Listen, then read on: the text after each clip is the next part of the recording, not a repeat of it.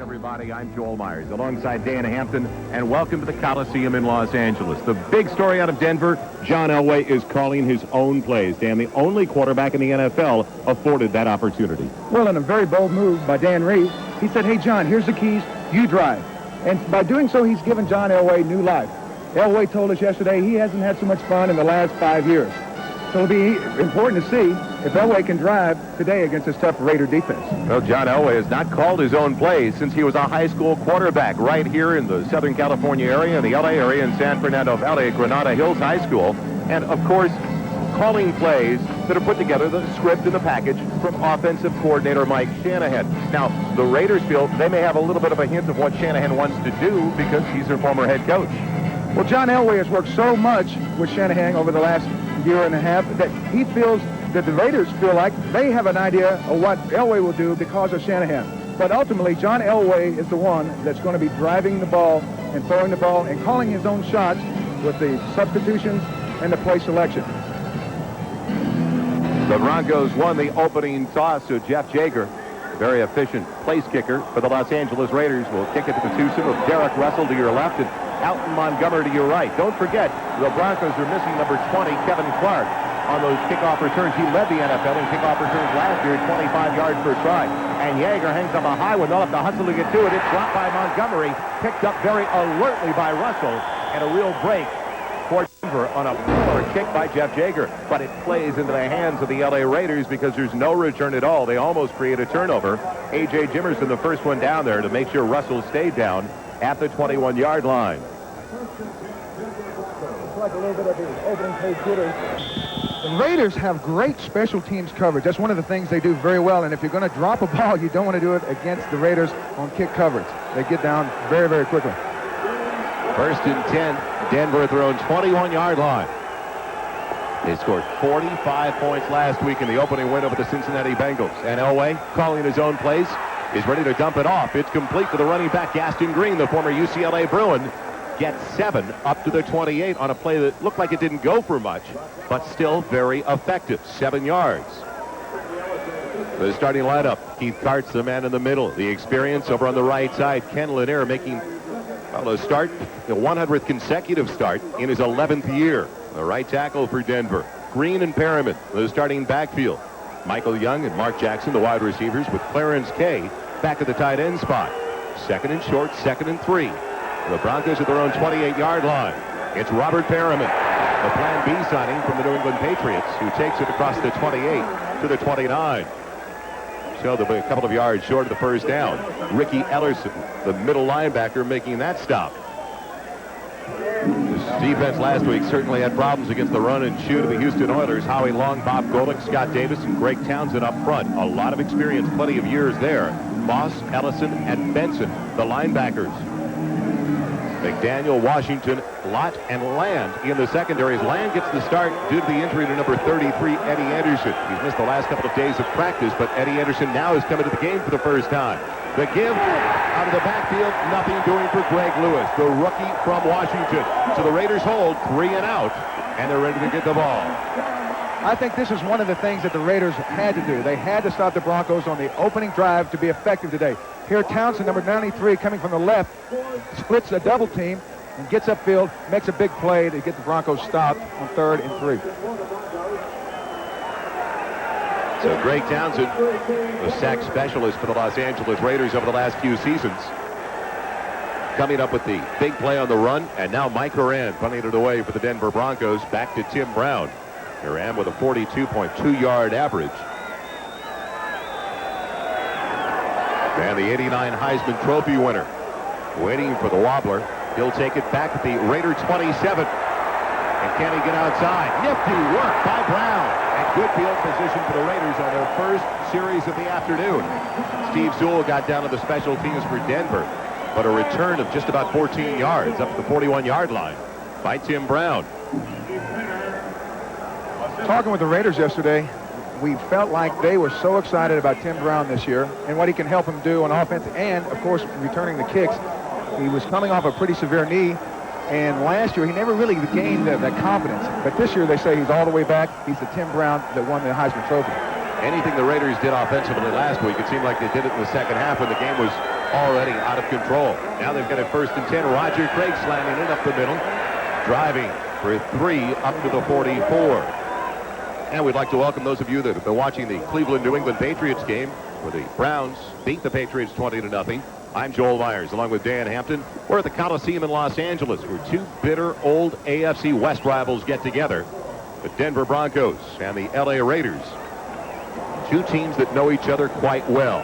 Dan Reeves, the head coach for the Broncos since 1981. Has he mellowed? Well, some of the players like Michael Young feel he has. Art Shell in his 3rd season, his 2nd full season as the head coach of the Raiders. Roger Craig getting his number called often and early. 2 straight running plays to number 22 for 2 yards up to the 46, where it's going to bring up 3rd and 5. Well, Art Shell had concerns about Roger Craig coming into camp about his explosiveness, his explosion off the ball. No concerns, though, after he saw him run a couple of times during the preseason. Great group up front for the Los Angeles Raiders. A very big group, especially the 3 in the middle, Wisniewski, Mosbar, and Montoya. And Schrader joined in the backfield by Craig, who gets the start for the injured Marcus Allen, Steve Smith, the fullback, Galt Fernandez, the wideout, and Ethan Horton, the converted running back out of North Carolina, at the tight end position. So the first 3rd down of the day for the Raiders, 3rd and 5 with flags into the air. Pressure coming on Schrader. He's hit. He's on his way down. It's the rookie from Nebraska, Mike Kroll, who does so well when they go to their nickel package. Well, Mike Kroll is a guy that the Broncos love. He gives them that dimension on the outside rush that they haven't had in a while. Dick Kanzak, our referee today. Looks like offense went a little bit early, a little procedure. Illegal formation on the offense. Penalty is declined. 4th down. So 3 snaps and a punt for each offensive unit now. And Jess Gossett will punt it away for the Raiders. Ricky Nattiel waiting back for Denver at his own 15-yard line. So impressive stance by the 2 defensive units. Almost reminds you of what happened here opening Sunday of the season last year. The Raiders beat the Broncos 14-9. Coliseum was like a sauna that day. Nattiel taking it from the 11. A little room to work with. And he makes his way back to the 20-yard line for a return of 9 yards brought down by the running back, Steve Smith. Our first look today at the 10-minute ticker. A couple of surprises early, Dan, especially when you consider Phoenix is now about to become 2-0, beating Philadelphia late in the 4th by 16.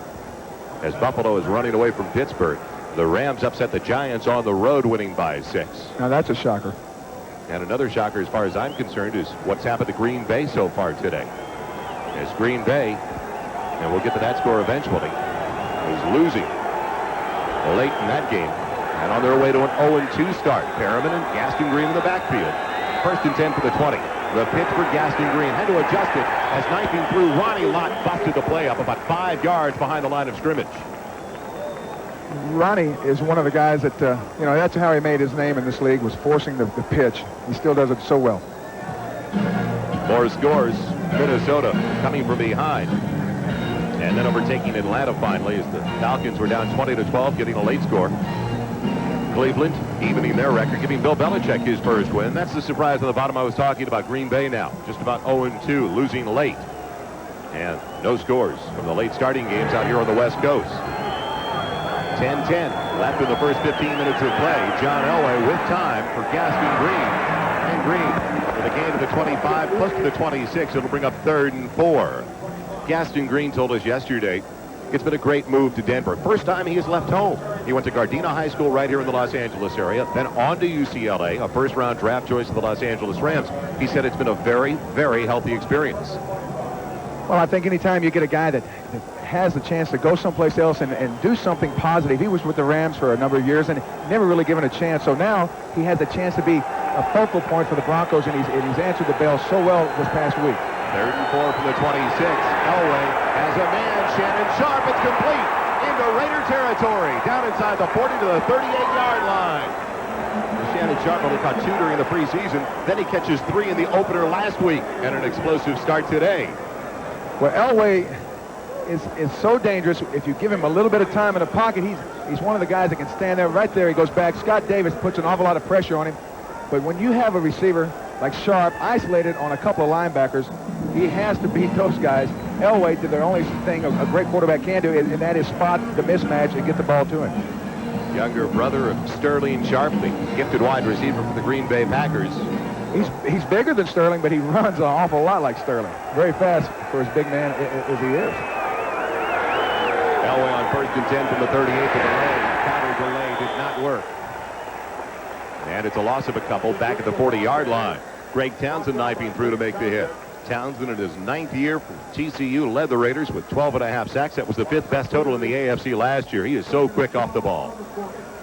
Greg went to the Pro Bowl last year, and a lot of people say, well, you know, for a number of years, Howie Long was the guy that was making it all happen. Well, maybe now it's not all Howie. I think Townsend is one of the fine defensive linemen in the league, but he's a big part of this Raider defense. Comes up with big plays time and time again.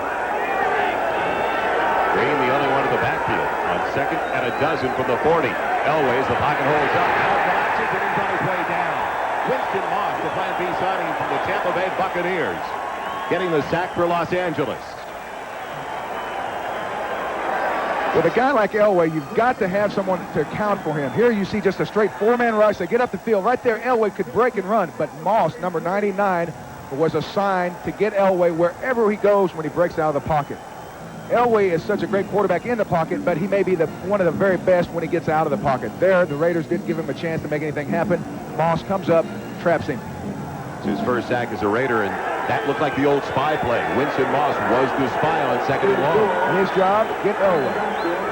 Out of the shotgun, 3rd, and better than 15 for the Broncos. Elway has a man, but throws it wide of his intended target, the rookie Derek Russell from Arkansas. So a punting situation after that long completion of 37 yards for Shannon Sharp, but they stall once they get to the Los Angeles 38-yard line. And Iran coming on for Dan Reeves for his 2nd punt of the day. John was mentioning yesterday, he said, after what we did in the preseason, I think not only the fans were surprised in Denver by that big output and the overwhelming win over the Bengals, but so were we. Well, they only scored 50 points in the preseason, and of course last week 45, almost a block. They almost get to it as it sails over the head of Tim Brown, Great and play. it's down inside the 5-yard line. Lilo Lang, the reserve defensive back, another former Washington Husky in his 2nd year, getting down there to help out. Alton Montgomery also close to the ball. Dan Reeves loves Lilo Lang. Now that's easy to say for most people, but maybe not for me. Here, almost getting the punt blocked. The coverage may have left a little bit early, let the Raider in to get a possible block, but that is how you cover a punt. They had 4 guys around the ball, no one from the black shirt Raiders. It's at the 1-yard line on a good punt by Haran. And now with the double tight end set, they announce Steve Wright as an extra tight end in the formation for Los Angeles. Craig and Smith in the backfield with Ethan Horton in motion on 1st and 10. Roger Craig, Warren Powers meeting him. He dives across the middle. Gets a couple, little breathing room. Well, now the Raiders are going to have an opportunity to do what they told us yesterday. Art Shell says we're the type of team that needs to pound the ball, and then go deep to try to stretch the defense a little. Well, Joel, the Raiders have been using such a successful formula for so long. Everyone knows what they want to do. They want to pound it, and when you get scared of the 6- and 8-yard runs, they'll raise up and throw a bomb. But Art Shell said they didn't want to start in the hole by getting behind or getting down and deep in their own territory. They're in the eye. Craig gets it this time.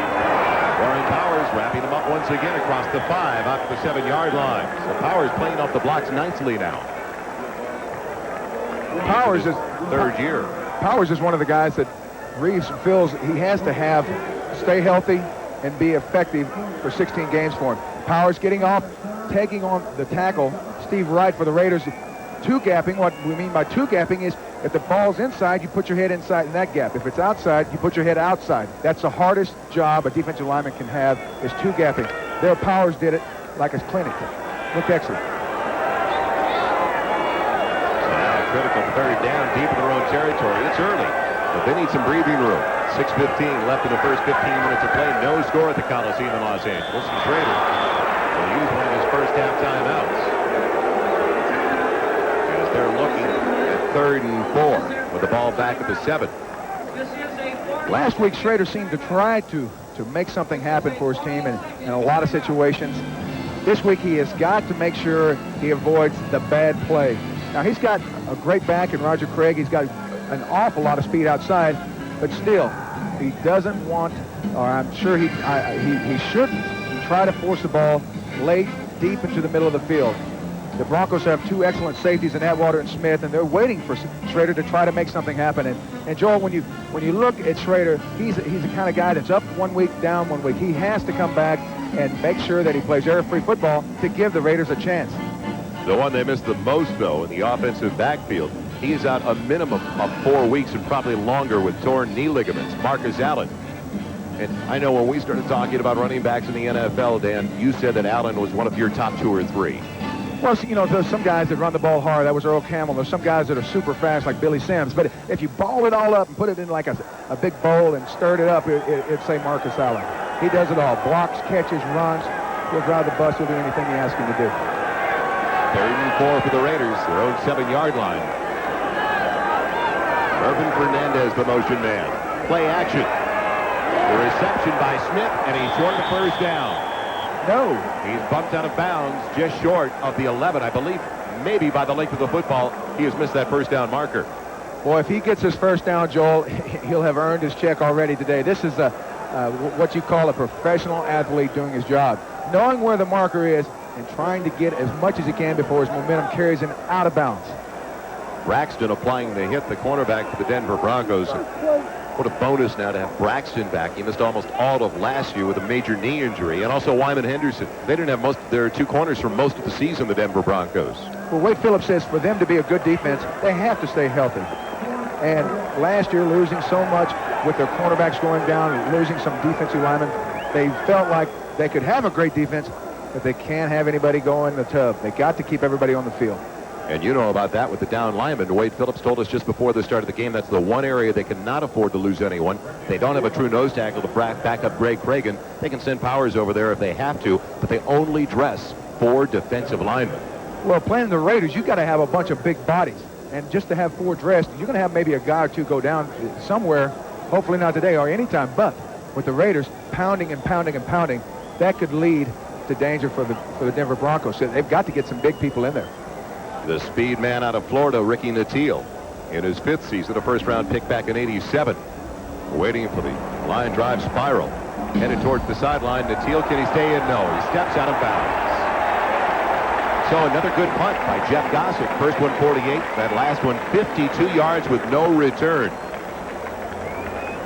And it's at the 38-yard line where it's 1st and 10 for the Broncos. Stan Reeves, he may be looked back upon this year if things turn out well as a creative trendsetter in the NFL, giving John Elway the latitude, the luxury of calling his own plays. He noticed that John Elway was not having any more fun playing football. He said that to us yesterday. He looked about 3 or 4 days before the San Francisco preseason game. John just didn't look like he was into it. Well, the game is ultimately played by people. It's nice to see a coach letting a person make the call. Gaston Green on the sweep play. Very long trying to spin him down. He slips that tackle with a flag down to the play. They may try to get Howie on a face mask. I think he just more or less slapped him in the head, kind of a wake-up call. You never did that, though. A gain of 4 on the carry. Not as far as you know, Joel. You've already tried a couple of blindside hits on me this year. What are you talking about? Well, Howie Long is a guy that wanted to play this game on Wednesday. Defense, number 75. 5-yard penalty, 3 feet down. First down. Number 75, Howie Long, getting off the block, shedding it, trying to track Green down.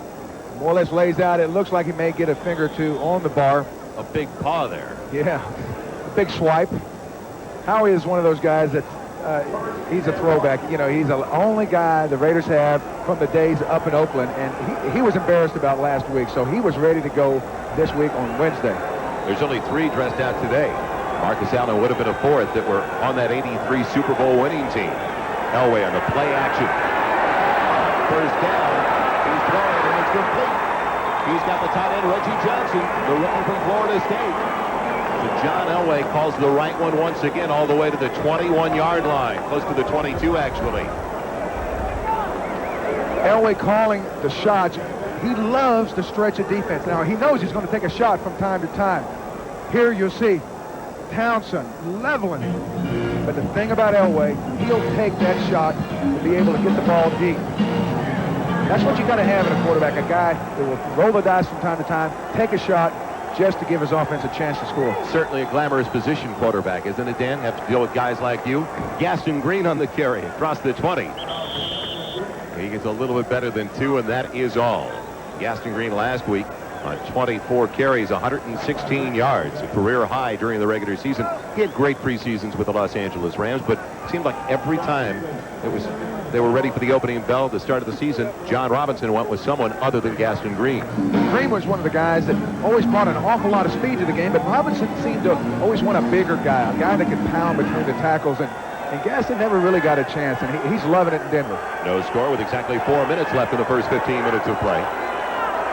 2nd and 7, Elway with time, and he wanted to go for Ricky Nattil down the sideline, but he was tangled up with Lionel Washington. So now it'll bring up 3rd and long, 3rd and still about 7. The ball outside of the 19-yard line. They stalled once they got inside the 37 the last time on that pass to Shannon Sharp. Let's see if they can capitalize on 3rd down. And we'd like to welcome all of you to the Coliseum in Los Angeles. Joel Meyers along with Dan Hampton. Buffalo, the game you were watching, pulling away from the Pittsburgh Steelers. There's no score so far between the Raiders and the Denver Broncos as we welcome you to Southern California on a beautiful day. Game time temperature right around 80 degrees. John Elway throwing on 3rd and 7. A bullet. Michael Young's got it at the marker. I believe he's got the first down at the 11-yard line. Yes. An acrobatic grab. Well, one of the things we wanted to watch today is how much pressure can the Raiders put on Elway. Now, they've got to him a few times already, but here you'll see Howie Long in the middle, go inside. Harrison, the big rookie, comes around. Great protection by the Broncos line, and that's one thing they didn't have in the preseason is they didn't have a healthy offensive line. Now, for the first time, they feel like they've got, all the cards in their hand. They can play the cards they want and make whatever they want trump. You felt when John Elway saw 6 in the box, 6 up front, that he'd be going to the pass most of the time. Well, that's what he said yesterday, and I think that's going to be part of the way the game unfolds is how much the Raiders will put 6 in. Nothing doing for Gaston Green. A yard at the most on the carry to the 10-yard line.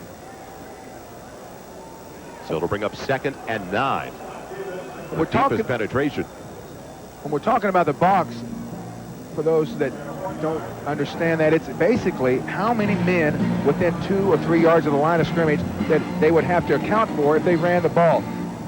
Now you see Townsend, Scott Davis, Howie Long, Bob Golick. These are big, mean guys. If they don't have enough of them in there to stop the run, they will run. But if they got a bunch, they'll try to get outside. They're in their 4 wide-out alignment now. It gave the Raiders so many problems last week against Houston. Elway is on the quarterback draw. He called his own number, and Greg Townsend read it perfectly. He slid off his block and penetrated to the middle. You'll see by the grin of Greg Townsend, he knows that's like something falling into his lap. They were running a stunt. Here you'll see Davis get upfield, number 70. On the right side, 93. Townsend comes underneath. That's what you call a tackle twist. Tackle up the gap.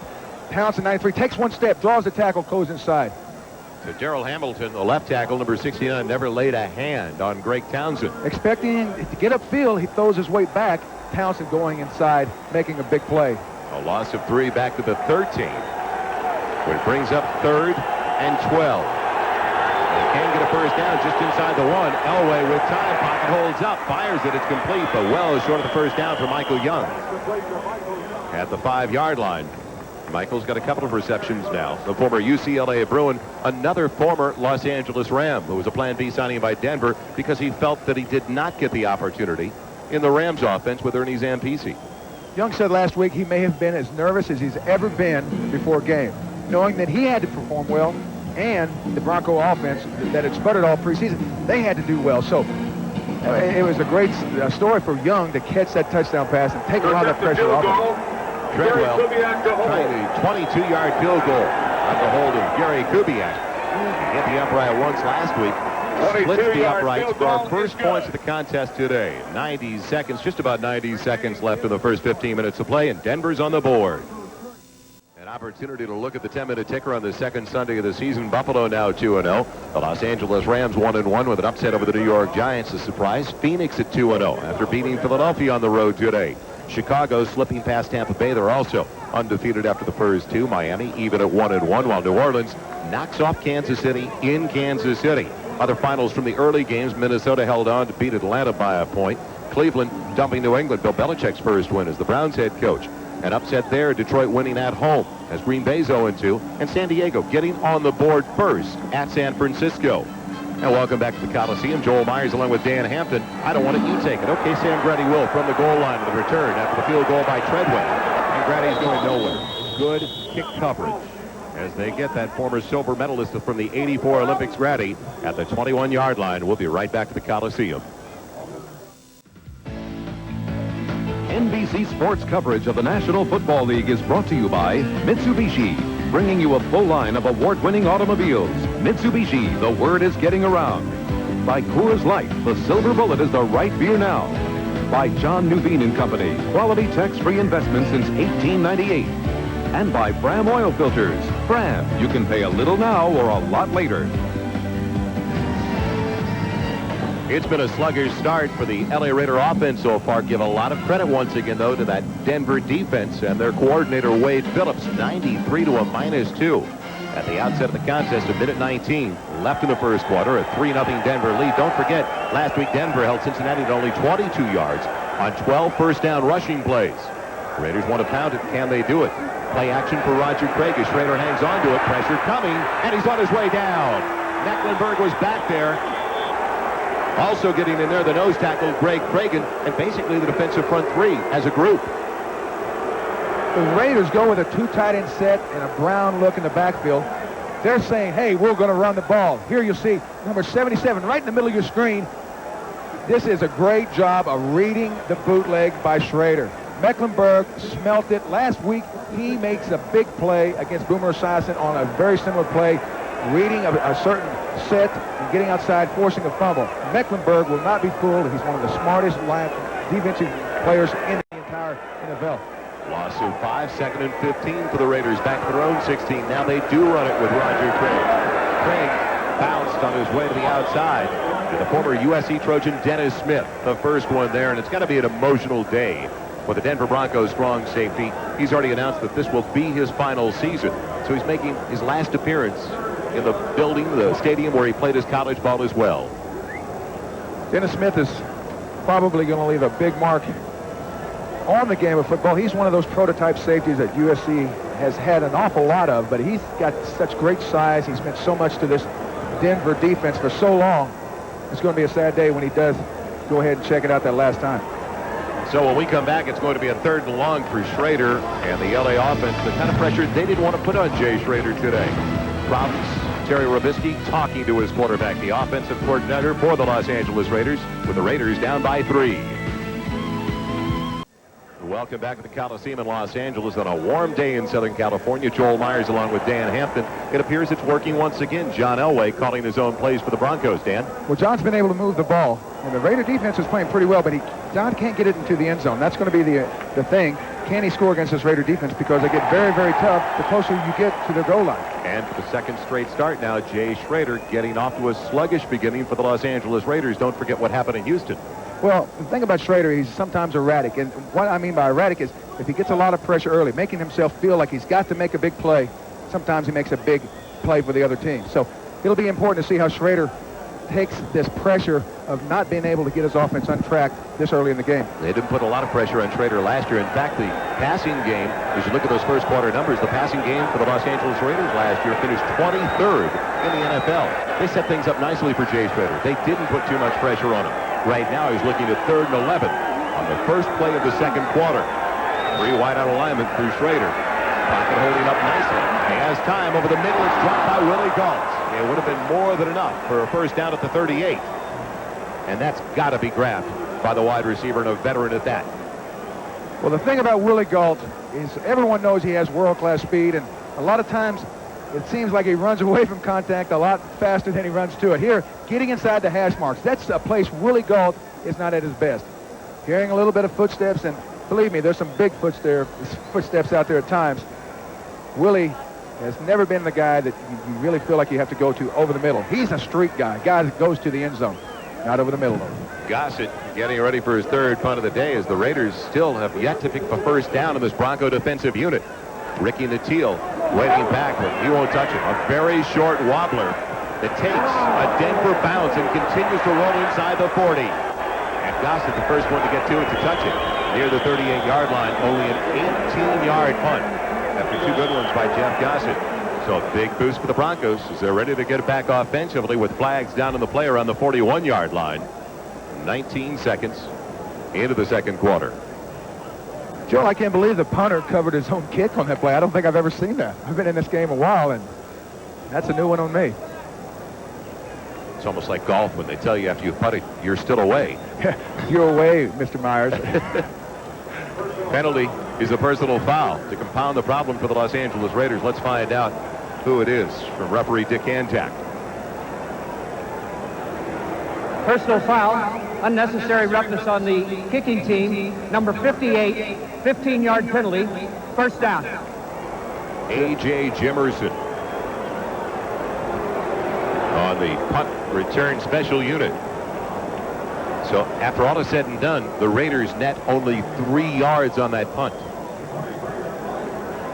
Art Shell talked yesterday about how important it was to avoid mistakes and get his defense to making big plays again. Last week, they came up with 0 big plays. He expected them to get maybe 3 turnovers and maybe 4 or 5 sacks against Elway today. So far, his defense has gotten a little pressure, but hasn't done anything to really set the Broncos back at all. Green, the single set. So they go with a double tight end formation on 1st and 10 at the LA 23. The swing to Green, he's wide open with a flag down the play. Normally where you see a holding call. Green is down at the 20-yard line. I believe it'll be all brought back, though, at a 10-yard mark-off against Denver. It looks like Howie Long got a little chokehold by Waddell, the right guard. Howie Long coming off the ball very hard on that play. Waddell, well, let's try to corral him the best way he could. Holding. Offense. Number 67, 10-yard penalty. Repeat the down. First down. Good call. It was Doug Waddell, partner. Well, Howie, right here coming off the ball. Waddell, number 67, right there, trying to get Howie to turn out. He's got him by the neck. Howie spins back to the inside. Waddell throws him to the ground. Now, that's a move a lot of offensive linemen get away with. But if you do it to a guy like Howie Long, you probably won't, because they like to watch Howie Long play in this league, and the officials are no different. So 1st and 20. The ball back at the 33 of the Raiders. Same alignment. Now actually they're in a 4 wideout set. Going over the middle, it's Ricky Nattiel. And it's overthrown. Nattiel wide open around the 10. Elway just a little bit hurried on that attempt. Well, the Raiders feel like getting to Elway's got to be the important part of the game. Wallace, number 51, gets upfield, takes his tackle inside, and goes ahead and body slams Elway. Elway able to get the ball off, but not able to come through on that front foot. Now, that's the thing. Elway has got an awful strong arm, but you see there, as soon as he gets his throwing motion through the ball, he gets back off of it. And a lot of times you will throw the ball high. That's what pressure does. It doesn't always get to the quarterback, but it makes a lot of other things happen for your defense. It's only the 3rd miss so far by John Elway. 96 yards and completions. On 2nd and 20, Elway scrambling, has Ricky Nattiel and fires it too long in the double coverage. Washington was getting help from the safety coming over, Eddie Anderson. So Nattiel, the target, 2 passes in a row by John Elway. What Elway really likes about calling his own plays, he'll have players come back, the running backs and the receivers, and both making suggestions about options and outlets that are available against certain zones and certain packages. Well, normally, right now, the offensive coaches are sending in players. Elway's already got his offense out of the huddle. They're at the line of scrimmage. They're looking over the defensive coverages, the fronts. He's able to make quicker decisions and use all the time that's available. 4 wide out alignment again. Howie Long coming up to John Elway. Elway just wants to get some yards for the place kicker. And he's rolled under at the 30-yard line. Winston Moss in hot pursuit along with Howie Long, who flushed him out of the pocket. Well, I think the defensive coaches are very happy with that play, but a guy that probably won't like it so well is number 99, Winston Moss. Moss, in his spy technique, we talked earlier about how he got a sack on Elway. Elway getting back, getting flushed by Howie Long. Great move on near the right tackle. Now you'll see 99 tracking from the inside here. Elway's very fast, but still, Moss has enough speed to trap him behind the line of scrimmage. So it turns out to be a 47-yard field goal try coming up for David Treadwell, his career best from 49 yards. Does he have enough? Yes, just barely. And the Broncos, place kicker, now 2 for 2 after hitting that 22-yarder in the first quarter. 13-11 remaining in the first half, and Denver leads it now by 6. Trying to get up to a 2-0 start this season. Well, they've got a 6-0 lead over the Raiders with 13 minutes and 11 seconds left in the first half of play. All 6 points coming from the young man we just saw, David Treadwell, on 49 and 22-yard field goals. And bringing it back will be Sam Brady once again for the Raiders. He finds room up the middle, and then he is thrown down very quickly by Charles Jimbry. Jimbry, a real find for that depth in the secondary for Wade Phillips, making the play on the special teams. We'll be right back to the Coliseum. Possibly the only group of cheerleaders in the NFL to have their own calendar. We got those yesterday as Allo Casalva, Raider executive assistant, second in command to Al Davis for the Los Angeles Raiders, made sure we all left practice with one. Roger Craig cutting it back against the grain. And one of his best runs so far, to be an idea of how good it's been for the Denver defense thus far. A gain of a little bit more than 4 yards for Roger Craig, brought down by Michael Brooks and Simon Fletcher. And the Raiders with a new wrinkle, Dan, going with a no-huddle offense. Well, he had this Denver defense off balance. 2nd and 6. Craig with a huge hole, but it closes in a hurry. So he's short of the first down by about 1.5 yards. Brought down by Carl Mecklenburg. Mecklenburg and Craig in on that stop. Raiders are still trying to pick up their first down in the contest. You can see what they've done. They've started at their own 41, their own 1-yard line actually, and their own 21. Roger Craig stepping out of the tackle in the backfield, gets the first down. Michael Brooks had over about 3 or 4 yards behind the line, trying to play off the block of Steve Wisniewski. And Craig did that on his own. So Roger Craig, all-time pass reception leader in the NFL, out of the backfield as they continue to go with the hurry-up offense. 1st and 10 now. The ball to the Raiders' own 38. There's 3 yards on the carry. 11.5 minutes left in the first half. 6-0. The Broncos out on top. Craig the single set. A double tight end formation. They're trying to pound it at Denver now. Doing a better job of it. Flags out of the play because there was a face mask.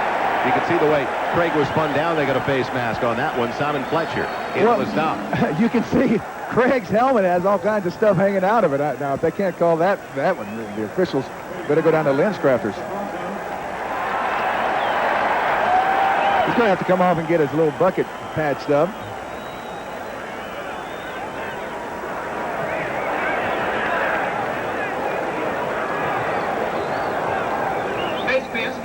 Defense, number 73, 5-yard penalty, first down. You'll see number 73 folding back underneath, getting more or less pulled down, and just kind of throws an arm out there trying to get a hold of something. He didn't even see that it was Rogers' head. And as you can see, getting some of that stuffing out of the pillow. Oh. And for the first time today, the Raiders have it in Denver territory at the Bronco 48. Schrader, the pocket holds up, dumps it off, and a little one. It's complete. And a good move by Ethan Horton, the tight end, on the linebacker to get 5 extra yards down to the 41-yard line near the 40. Well, let's check once again with that Fram 10-minute ticker. San Francisco to getting their first points of the first half on a field goal. The New York Jets leading at Seattle. Those are the late starts this afternoon. Warm day at the Coliseum. You don't want to have your defense on the field too long today. 2nd and short. 2nd and a little bit more than 2 for Schrader, who's throwing. He has time. Throws into traffic, in and out of the hands of Ethan Horton, but the quarterback Braxton may have gotten his hand on the ball. There, Schrader had a little bit of time. He looked to the left, got back to his right side, threw it to his tight end. Here, you'll see Fletcher coming around the back door, 73, double spin move. Oh, that's pretty foxy. Schrader feeling a little bit of heat, tried to gun it into double coverage.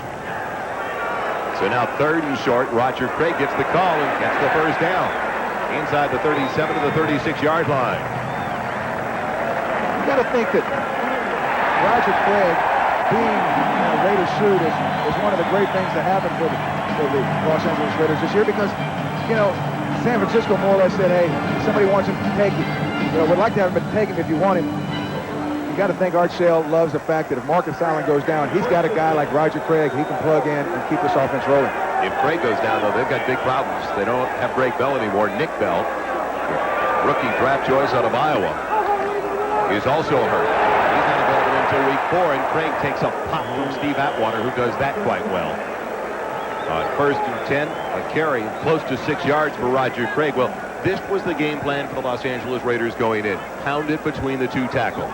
Well, if they can get the Denver safeties to make every play, they're doing a great job up front. Here you'll see number 27, Atwater, make a good decision on that offensive lineman and do his impersonation of a Scud missile attack. He popped Craig. Staying away from Reggie McElroy, who strong to the left side now with Horton in motion. They go to the left side with Roger Craig on 2nd and 4, following his blocking close to the first down. Picked down by Michael Brooks. This try started way back at the LA 27, and they do have another first down. Their most impressive drive of the day comes in a hurry-up offense. We're talking with Aldo Cassell. He said, you know, a guy like Roger Craig is so valuable, but we need to make sure we keep him healthy. Here, Horton turns it upfield, trying to get back to the safety on Atwater. Atwater is so strong that those guys have to sell out the blocking. They can't screen him.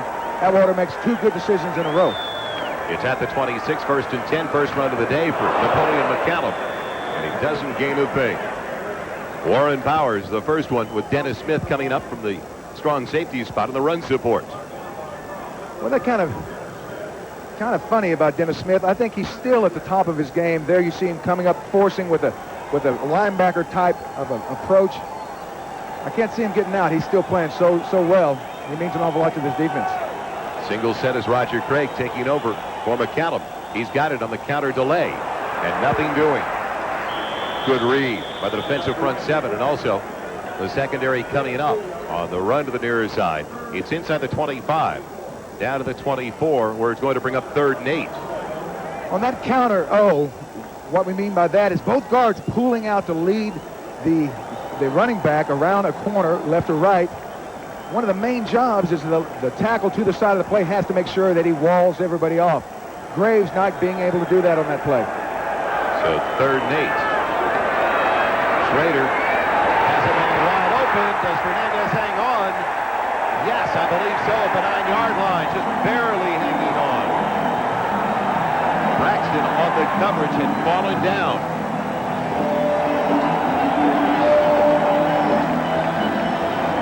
Schrader standing tall in the pocket, gets Fernandez on about a 15-yard out. Could be a possible possession. It could be questionable about possession here. Fernandez getting the ball back in, but is his knee out? You know, John Madden said, As a completed pass on the field, the play is being reviewed by instant replay. John Madden once said, 1 knee equals 2 feet. If that 1 knee is out, he's out of bounds. This is the one who will tell everyone whether or not he did have possession. The question is, does he have possession now, and is his knee out of bounds, out of the field of play? I guess that's why those officials make all that big money. Boy, you're really on top of the situation, partner. This is a good angle to see. He has possession. He brings it For in, the review, but play stands is called. yes. I think it's one of those tie goes to the runners. It's down to the 9-yard line, where it's 1st and goal, but an opportunity for the Raiders to take the lead with their first points of the day. Craig again in that single set. This all started when they went to the no-huddle offense. Throwing a curveball to the Denver defense. Craig on the carry. And what a belt applied by Dennis Smith. Belted up here. Well, it looked like it was a huge hole. It closed in a hurry. If you're a safety and you want to play in the NFL, this is all you have to do to force a run. Number 49, Dennis Smith. Got to cut that out of the film and kind of put that in a demonstration for young people that want to learn how to tackle. That was, you can't, I mean, that's a 10. That's all you can say. And goal at the 7-yard line. Play action. Pressure coming on Schrader. Unfortunately for Schrader, he just threw the ball at the feet of Ethan Horton. coverage there by Smith, but great pressure on the quarterback created that. Schrader feeling some heat, getting out to the right. Smith, number 49, more or less shattering Horton. And on the run, Jay Schrader could never really plant and throw the ball. Well, not only that, but it was tipped by Mecklenburg. Trying to get it in. Schrader is best when he sets in that pocket and has time. He's not the John Elway that can get outside and create something. Good point, because Elway's almost a better quarterback when he's rolling around and moving around out of the pocket. He's great in the pocket, super out of it. 3rd and goal at the 7. Will they have to settle for 3? Flags in the air. Was there too much time taken by Jay Schrader in the offense? It may have been delay of game. And this is one of the greatest arguments for quarterback in calling his own plays. He doesn't have to keep looking at the clock, waiting for a play to be messengered in. Delay offense. 5 yards. Still 3rd down. Terry Robisky on that last shot signaling in the plays. We're talking with Elway yesterday. He said not only is it great to be able to call your own shots and see how you can prepare and how effective you can be against the opposing defense, but hey, you get so much more time to call the play, get up on the line. You hardly ever have to fight the clock. You can more or less fight the defense by itself and not have the clock against you too. And John added that he gets to look at the secondary, the packages right away. 3rd and goal from back at the 12 for Schrader. With Tim Brown going in motion. And the Raiders get on the board. Plenty of time for Schrader throwing underneath and low. You have to wonder about that pass selection. Double coverage over there on Tim Brown. Great work by the Denver defense, but the choice by Jay Schrader has to be questioned. Well, sometimes Jay Schrader thinks the Broncos are playing with 13 and 14 men. He's been throwing into double coverage, and now you can't cover everyone with 2 guys, but it looks like everyone Schrader's picking out has got 2 guys on him. It'll be a field goal attempt coming from Jeff Jager of 29 yards to try to get the Raiders on the board for the first time. Young man's in his 4th year at the University of Washington. The exchange is a clean one, and the kick is a good one. So the Raiders get their first points of the day from the right leg of Jeff Jager, and it's a 3-point game with the Broncos out on top. NBC Sports coverage of the National Football League is brought to you by Miller Lite. It's it, and that's that. By Big Men Shavers. There's a big for every beard. By Xerox Antifreeze Coolant. The temperature never drops below Xerox. And by Radio Shack, America's technology store. Nobody compares. Another sunny day in L.A. A beautiful day at the Coliseum. The Denver Broncos with a 6-3 lead over the L.A. Raiders. It seems like whenever these two teams get together, it's a close affair. 9 of the last 14 decided by 3 or less. Up until 1977, the L.A. Raiders owned this series. And, of course, up until 77, they were the Oakland Raiders. But Denver's really evened things out since that point, and especially since Dan Reeves took over as the head coach back in 1981. Out in Montgomery, who will it be? Montgomery or Russell? Russell took it away, and that really cost. That indecision by the two. Neither one's back there helping out the other with a lead block. So Russell barely gets it back to the 10-yard line where he's brought down by Derek Prudhomme. Broncos have it back when we return, but deep in their own territory.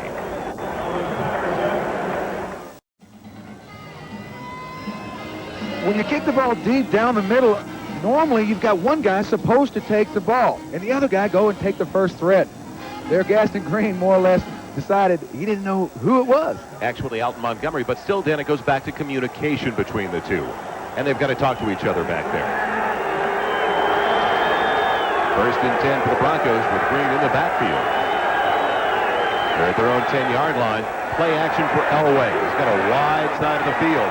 And it's complete. No, dropped. His target was Mark Jackson.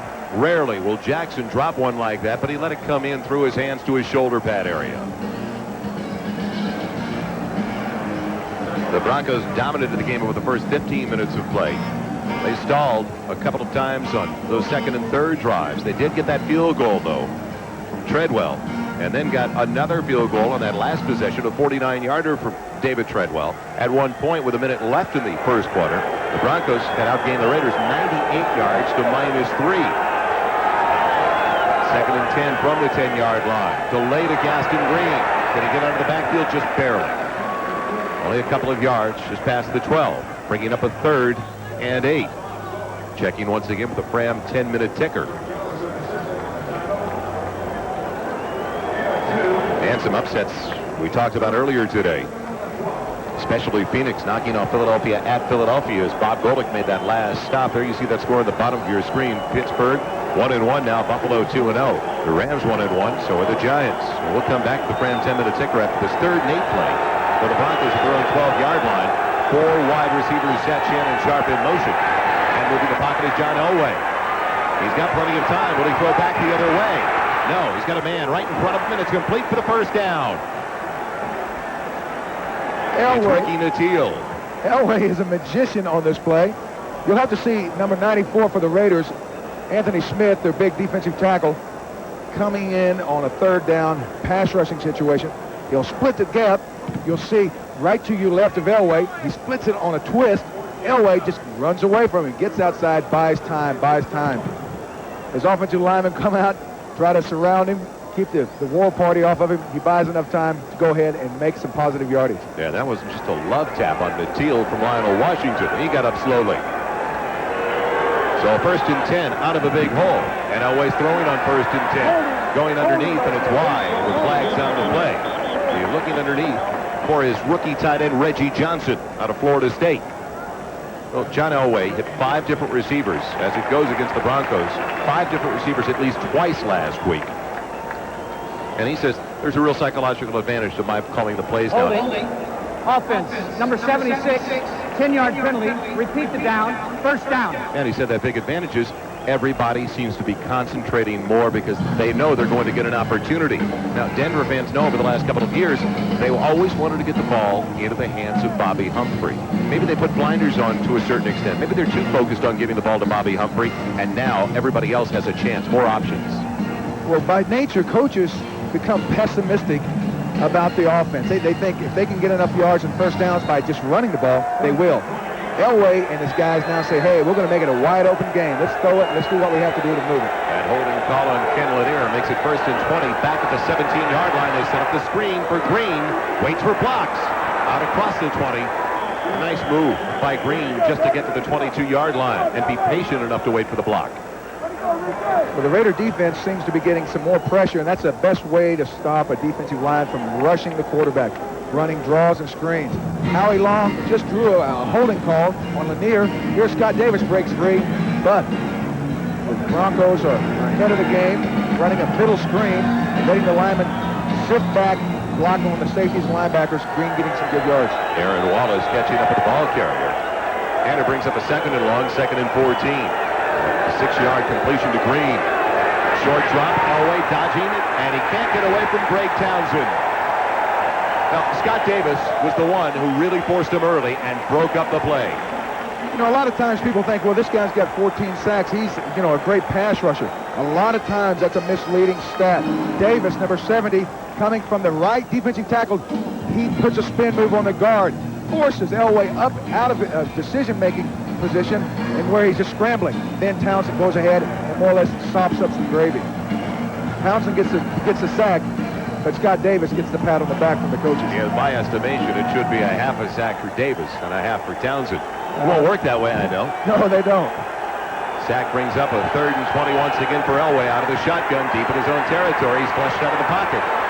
And he's got a man downfield as the ball hit the back of Lionel Washington.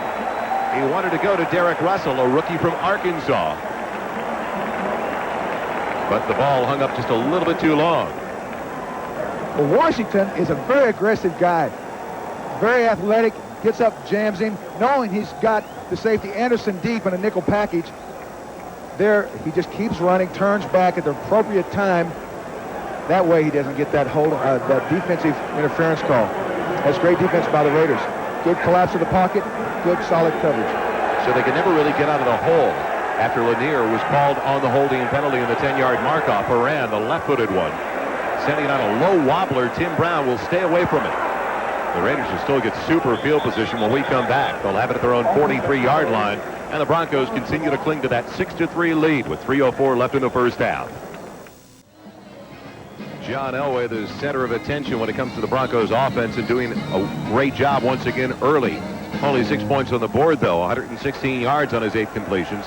A sputtering start, though, for Jay Schrader and the Raider offense. They feel fortunate, obviously, to be down by only 3, completing only 3 of 7. Roger Craig the single set. They've got outstanding field position to start the drive. 1st and 10 at their own 43-yard line. Craig, almost wrapped up by Fletcher, breaks the tackle and gets a little bit more than 3, almost 4 yards. But Fletcher slowed him down to the backfield. The Raiders thinking they're going to have to go ahead and stick to their knitting. They're going to try to run the ball right at him. Here you see a full block with Montoya coming up the middle. Wisniewski getting up there. The thing about the Broncos is they're not that big, but they're tough and they swarm. You can't account for everyone. Craig tries the other side. Nothing doing. Simon Fletcher there along with Ron Holmes. On that quick little inside gut play, you saw 4 Broncos make the tackle. The Raiders are not sustaining their blocks. They've got to be able to sustain those guys. They're smaller and quicker, and a lot of times they can sift and slip around those big offensive linemen.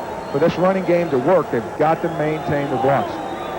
15 carries, a total of 55 yards now for Roger Craig, and that will be the final play as we have reached the 2-minute warning at the Coliseum in Los Angeles. So, a slugfest between 2 AFC West rivals, what we basically expected, a low-scoring tied affair in Los Angeles. Next Sunday, NBC brings you more great NFL activity with a doubleheader beginning at 12:30 Eastern. It all starts with NFL Live. Then most of you see the exciting run-and-shoot silver stretch offense of the Detroit Lions. They go up against Dan Marino and the Miami Dolphins. Others, you're going to see an AFC Central battle. Cincinnati taking on Cleveland. Then in the second half, Bart Swinville. Many of you are going to see the Colts and Eric Dickerson coming back to L.A. to face these very same Raiders we're watching today. Others check in with Seattle facing Denver, plus regional action. So check the local listings for the game and the time in your area. So start your football Sunday with NFL Live on NBC. It all begins at 12:30. Jay Schrader, not much in the passing department. And while we were away, you were talking about the fact that they really haven't tried to go downfield yet, Dan. Well, you know, the Raiders always talked about their vertical passing game. That is not only throwing deep, but throwing deep when they want to. As to here, all they've tried is Willie Gault on a quick inside slant, and Fernandez out on an out. They've got to throw the ball deep to stretch these guys off the line of scrimmage. Big third down for the Raiders. They started with it to their own 43-yard line. They're looking at 3rd and 7 from the 46. Pressure coming up the middle. Schrader's going down. Mecklenburg's got him. It's a twist from Mecklenburg. Second, the quarterback.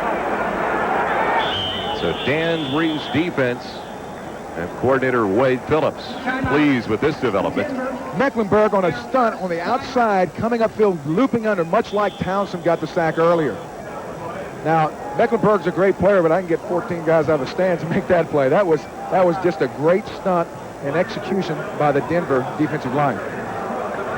Carl Mecklenburg in his 9th year from Minnesota, 12th round pick back in '83.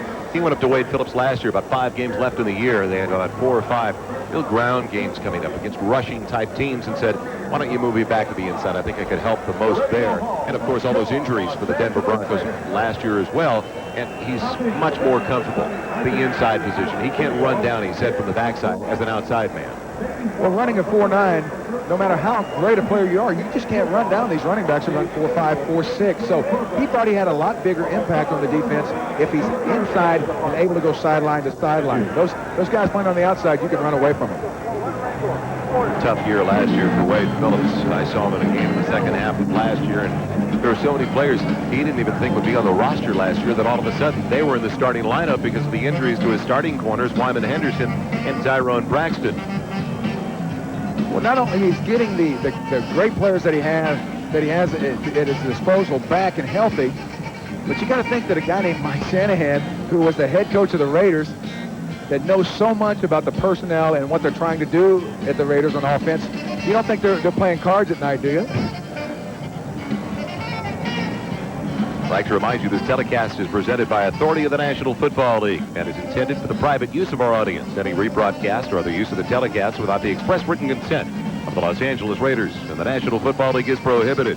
And this game is the property of the NFL, the LA Raiders, and the Denver Broncos, all rights reserved. So the sack from Mecklenburg, and let's see if that carries over now. It's the Denver offense. That's going to be a huge boost. LA gets the ball.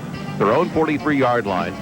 2 minutes left, a little bit more than 2 minutes left in the first half. LA's fortunate to be down by only 3 because right now the Denver offensive line winning the war of the trenches, getting that burst off the offensive line. But they haven't been able to translate it into that many points. Only 2 field goals from David Treadwell. Last punt by Jeff Gossett, only 18 yards. And after a 15-yard penalty, it was only a net of 3 yards. This time they're coming. And Gossett is hit. A roughing penalty coming up, and the ball is fumbled by Natillo. Is it covered by the Raiders' Elvis Patterson? I believe so, yes.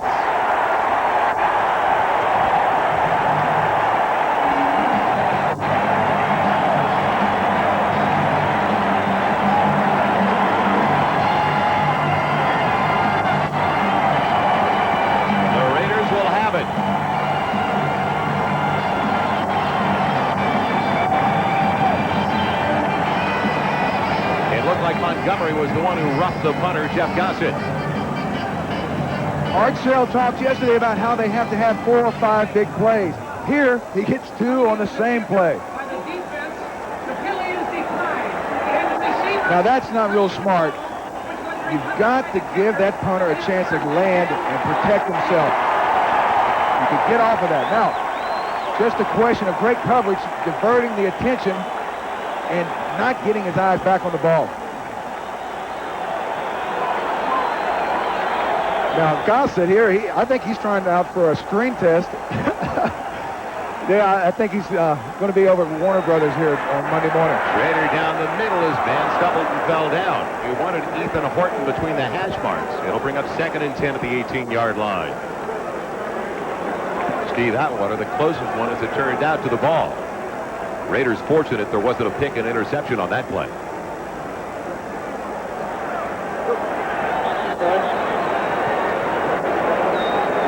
Jeff Gossett making sure that the yellow was apparent to everybody on the field. There's 1 minute and 41 seconds left in the first half. There's a problem with the game clock right now. He could be the leading man in Los Angeles this week. Now that... Don't pay attention to 157. 141 actually remain in the first 30 minutes of play. Dick Cantek will fill everybody in. The correct time for the game is 1:41. The 1:57 showing at the large board is incorrect. The correct time is 1:41. Well, I think it's very important that Schrader just settle down. He went for the quick kill on that streak by Horton on that last play, but I think it's important to realize, hey, sure, we want to score, but we don't want to give Elway the ball back with 1 minute 20 or just a minute. Elway can go the length of the field. Take your time, throw the ball underneath, and try to get it in and burn the clock at the same time. 2 timeouts remaining for Schrader and the Raiders, 2 as well for the Broncos. Between the 18 and 19-yard lines, where it's 2nd and 10, delay to Craig. Warren Powers has him by the jersey and won't let go. Warren Powers is a guy that Phillips, the coordinator on defense, loves. He says, we haven't had a guy that can control the line like this in quite some time.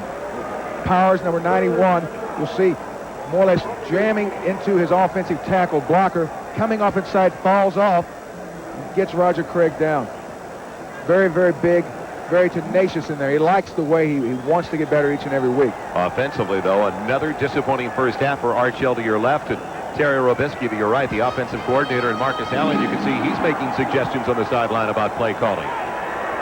1 minute left and counting. Roger Craig trying to bounce his way to the outside. He's way short the first down on 3rd and 10. The extra defensive back, Randy Robbins, making the hit. In his 8th year from Arizona. Very versatile player that can play just about any position in the secondary for the Broncos.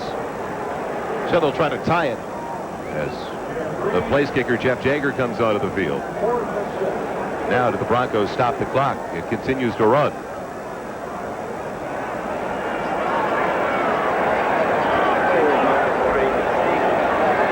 So it appears now, and it's only a chip shot by NFL standards with 20 seconds, and the clock continues to roll.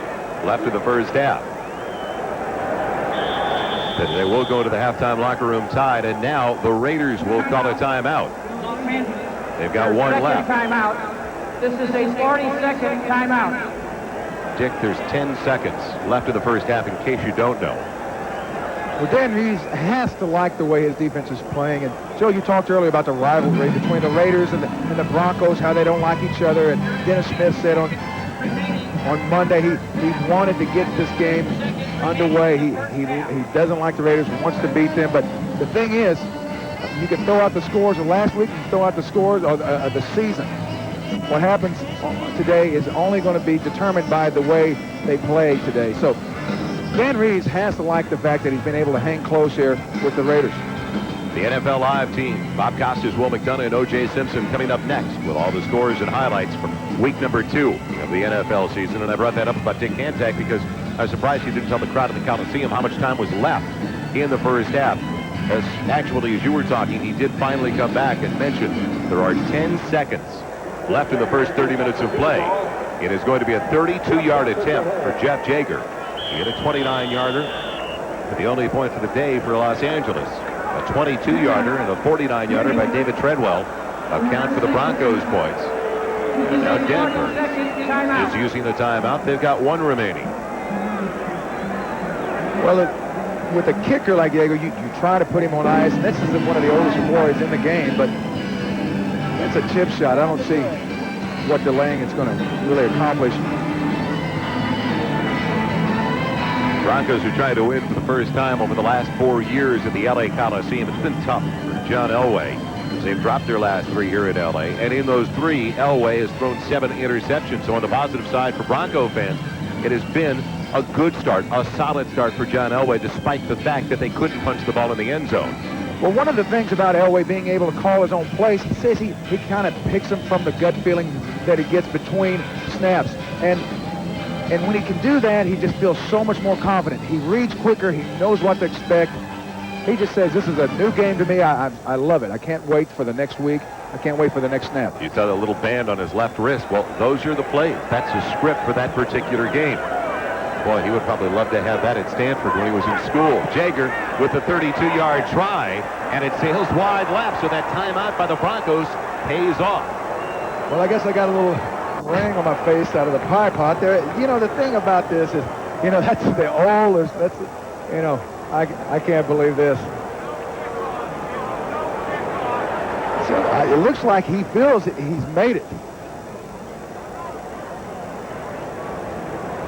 Now, put his hands up thinking he made it, and then, oh, no. Just like a putt, if you quit on a putt, sometimes you'll push it. He just quit on the kick. So, the old trick pays off for the Denver Broncos. And one snap, and they are headed to the halftime locker room, with Denver maintaining that 3-point lead. So, we looked at it like it was a chip shot. Well, it didn't turn out that way. The 32-yard field goal try going wide left. It's still a Broncos 3-point lead at the half. We'll be right back at the Coliseum after these messages from your local station. We'll come right back and we'll return to the Coliseum, look at some of the halftime stats. But first, let's go to New York now on NFL Live. Check in for an update with Bob Costas.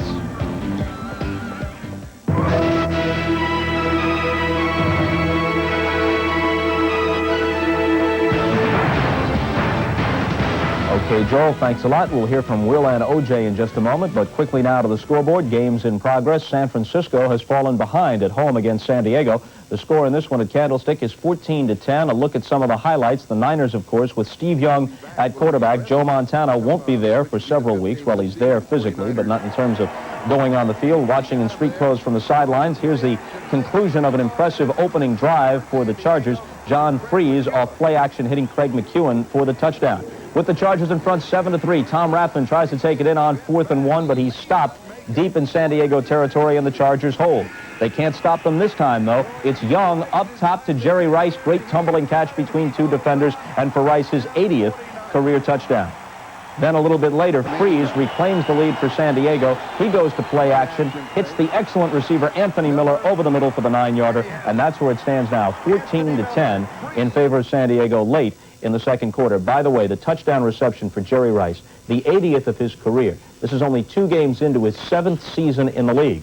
He has averaged 13 touchdowns in each of his first 6 years.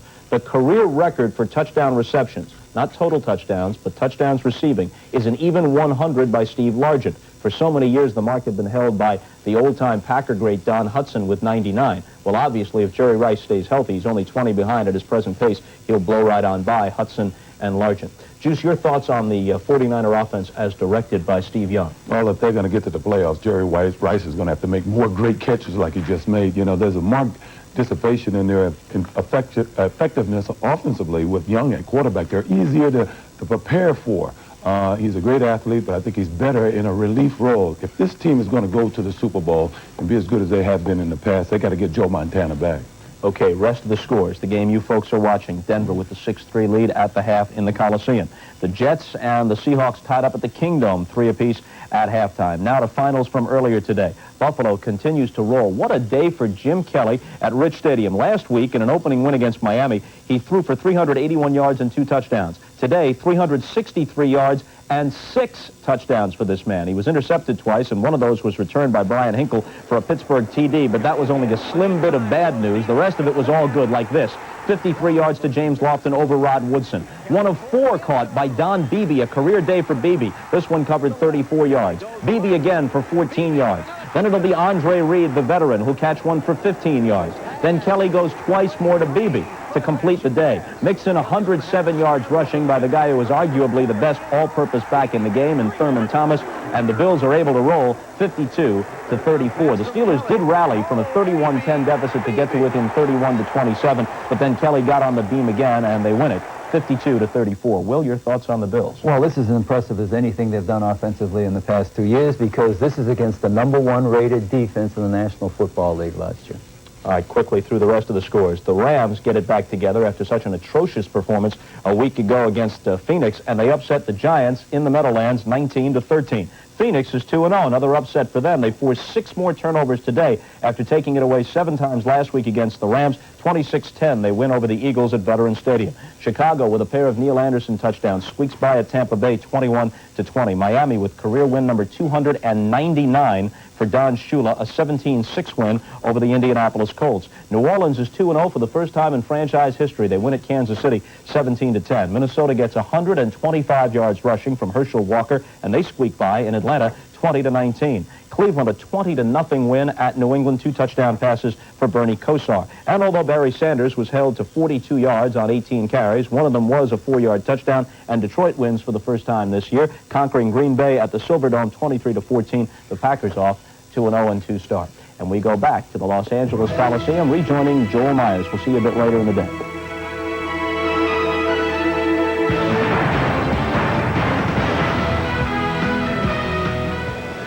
It's halftime at the Coliseum in Los Angeles, and just before halftime, we saw a couple of old tricks come out of the bag. First of all, the one for the Denver Broncos calling their timeout right before a field goal try by Jeff Jaeger, and then, of course, Jeff Gossett. When he was hit, he wanted to make sure everybody in the ballpark knew he was hit. He grabbed the flag and threw it back up into the air.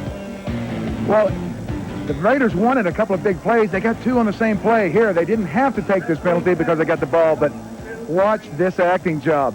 Cecil B. DeMille, where are you? You have got a natural here.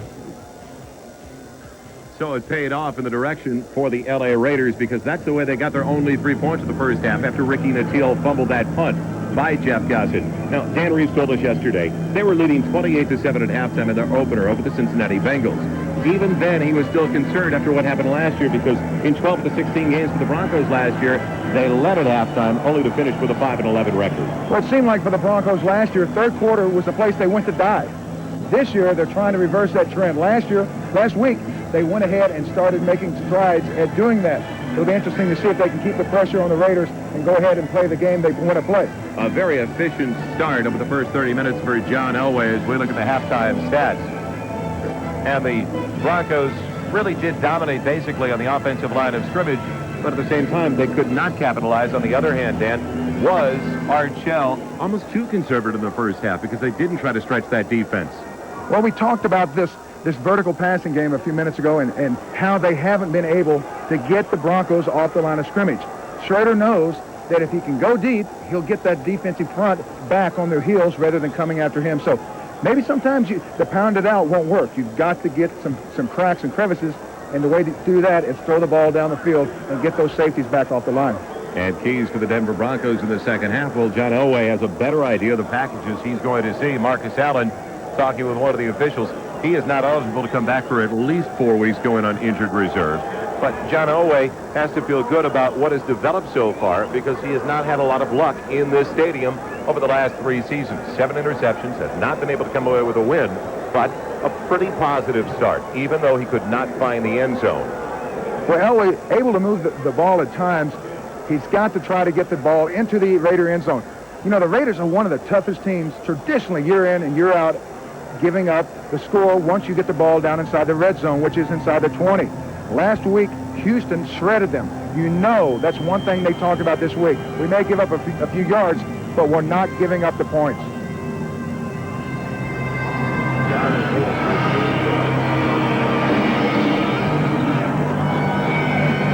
Eight of 14, that's a great start for Elway, but I think he'll trade some of the completions for some points. That's the thing against the Raiders. If you can get them out of their game plan by scoring points early, then you've got a lot better chance of beating them. The longer you let the Raiders sit there and pound on you with their big defensive line, their big offensive line, the more you play into their hands. On the other side, Jay Schrader had the better field position, guiding the Raider offense. In fact, they started with the ball once at their own 41, also at their own 43, and once at the Denver 18. So 3 times in great territory to move with the ball as Denver will give L.A. the ball for the first time in the second half. Sam Grady will bring it back, but they still couldn't do a thing with it. Grady on the return, trying to break it outside, but Steve Atwater got him with flags down right around the 19-yard line as well. And Atwater looked like the last form of containment on the near side. Not only on defense, but Atwater's making his presence felt in the special teams, and that's the kind of guy he is. Wade Phillips says, if I had to have one guy, that would be him, because he's a bell cow, a leader, whatever you want to call him. It is going against the Los Angeles Raiders return team. Illegal block. On turn, number 35, penalized half the distance to the goal line. First down. It's called on running back Steve Smith out of Penn State. So a hole for the Raiders and Schrader to start in. Back at their own 10-yard line. You know, last year, the Raiders led the league in passing yardage per completion, which is like 15, 16 yards. Today, they haven't even gotten the ball 15, 16 yards down the field one time. Roger Craig in the backfield, despite taking 4 stitches above his eye at halftime. He gets the call on first down. Trying to strip the ball away. He's got it out past the 13, the 14-yard line. A gain of 4 on first and 10, brought down by Warren Powers. Craig, being mainly a running back today, he's caught 512 balls, the most in NFL history for a running back. And that's the thing. If you have to give up a Marcus Allen, you may be giving up a little bit as a running back. But with Roger Craig, you need to throw him the ball every once in a while because he's very, very dangerous when he catches it. And that's exactly what he was hoping for going into the game. This time it's Steve Smith. Flags on the plays. He's met in the middle by Dennis Smith. Gets the 15 or to bring up 3rd and 5, but you have to believe that flag is against the Los Angeles offensive line. It looks like somebody I think it was probably somebody wrestling Mecklenburg to the ground, maybe Wisniewski. They don't want to convict him early. So a couple of early penalties against the Raiders. Holding. Offense. Penalize half the distance to the goal. Repeat the down. Second down. Well, we will not find out who was in on that hold. I think Wisniewski was doing the 2-step there with Mecklenburg getting caught. Like I said earlier, with Howie Long, Mecklenburg, these guys, the officials are going to watch because they're always around the ball.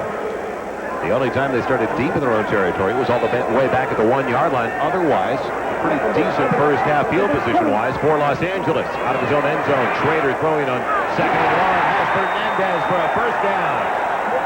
Across the 30 to the 31, and finally they try to go 20, 25 yards downfield. That's good for 24 on the reception. Hernandez is the guy the Raiders like to throw the ball to in the middle of the field. They like to stretch those safeties. Now you'll see Schrader fire the ball. Hernandez just running what you call a quick in. He's down there. He knows the ball will be delivered somewhere around the hash. Goes up, makes a nice grab, pulls off of Atwater, makes a move, making the safety miss him. That's exactly what they have to do. Get those safeties back off the line of scrimmage so they can run. 5 years with the Raiders now after 5 years in the Canadian Football League. Roger Craig breaking a tackle, enabling him to get close to 5 on the carry to the 35-yard line. Mecklenburg and Brooks making that hit.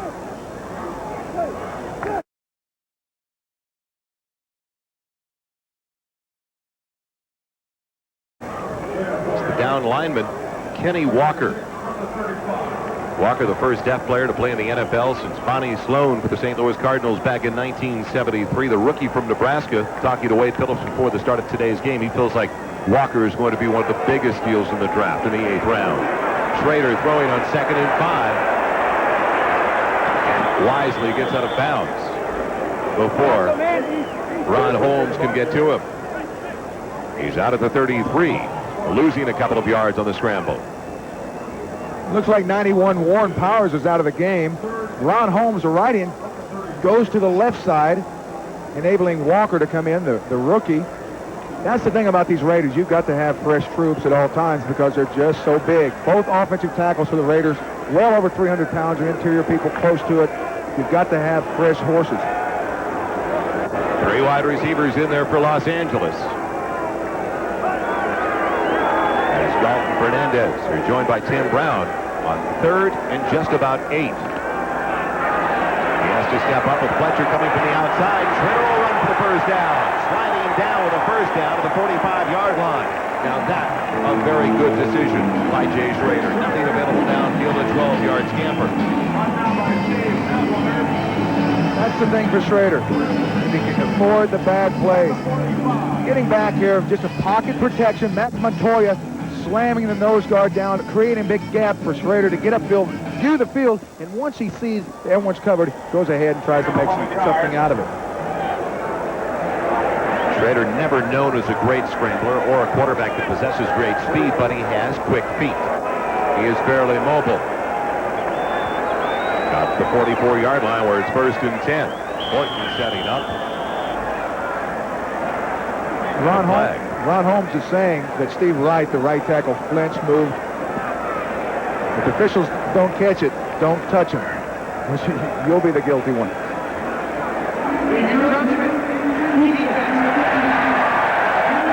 You know all about that. The defensive lineman caught there for Dan Reeves' team. I don't think there was one time I jumped off sides that I didn't accuse the offensive guy of pulling me off. Cragen didn't like it so good. So it's 1st and 5 now. With the ball outside of the 49, the Raiders started this one back at their own 10-yard line. Schrader came through with a big 3rd down play when it was 3rd and close to 8 with a 12-yard run. They're in the eye with Craig behind Steve Smith. Craig following the block of Steve Smith. Turning the corner, finds in a play, the ball on the ground. Craig alertly getting back to it, but a flag way back in the trenches. When you can turn the corner on the Denver Broncos, either you have dominated somebody or someone's holding. They're too fast, they swarm too much to just turn the corner like Roger Craig did there. Looks like, it's Horton. Horton, the tight end. Offense, number 88, 10-yard penalty. Repeat the down, 1st down. Not only did he not do his job by letting Krull, the outside linebacker, get away from him, he more or less got run over while he was trying to drag Krull down on top of him. 6th penalty against the Raiders, their 3rd already in the second half. 10:40 left in the 3rd quarter. A 6-3 Bronco lead. And now 1st and 15 back at the 39-yard line.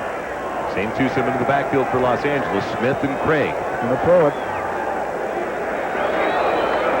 Will Schrader look in the direction of Roger Craig? No.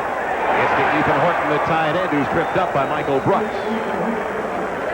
But he gets 7 on the reception. Out to the 47-yard line. Horton getting a reprieve from the governor. being able to try to get some of the yardage that he had cost his offensive players on that play.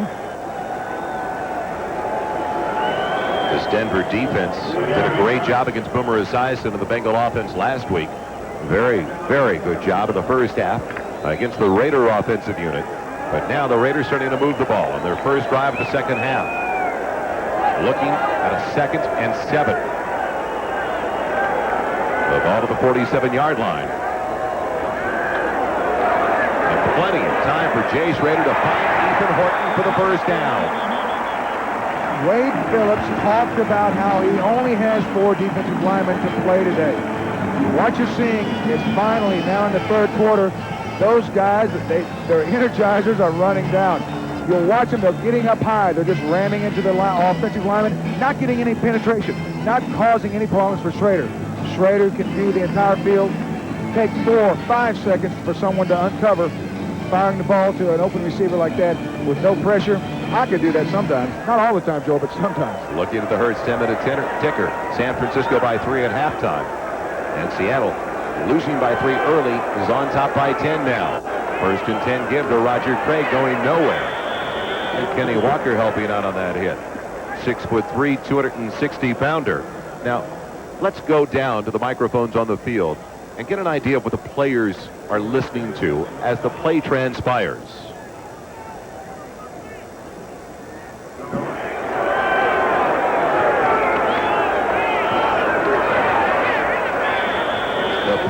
The hits. Now, the way it was for Kenny Walker on that play.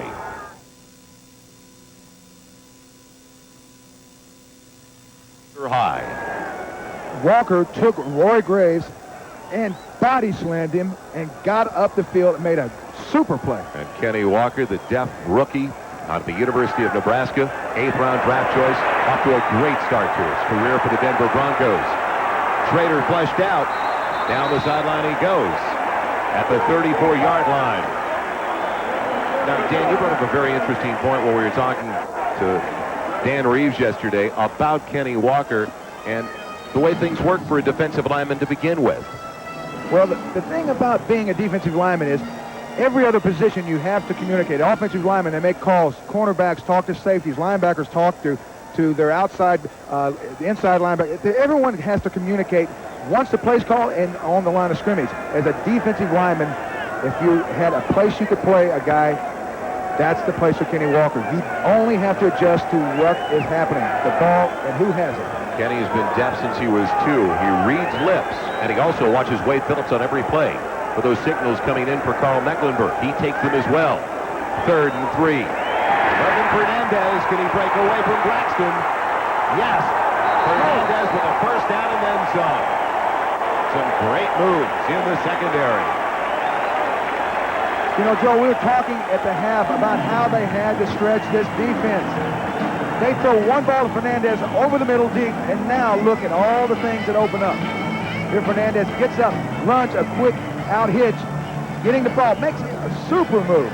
That's the thing. If you can get those safeties back off the line of scrimmage, you can run. And then when you get them worried about that, then you throw over behind and throw the outs, the hitches. You've got to be able to stretch a defense to be effective. 1st and 10 for the Raiders, all the way down to the Broncos' 17-yard line. This drive started back at the LA 10-yard line. Horton goes in motion.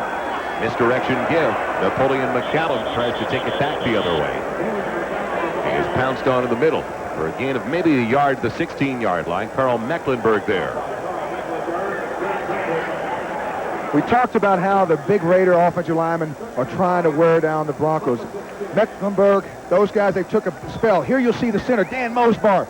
Max Montoya seals on number 71, Cragen. He splits the double team, gets off. It was kind of a white block to Cragen. Very, very fine player inside, uses his hands super, gets off and makes the play. 2nd and 9 now. The Raiders have had the ball for the first 9 minutes of the third quarter. Schrader throwing on 2nd and 9. The pocket holding up well. Wide over to the end zone. Touchdown, Willie Gault.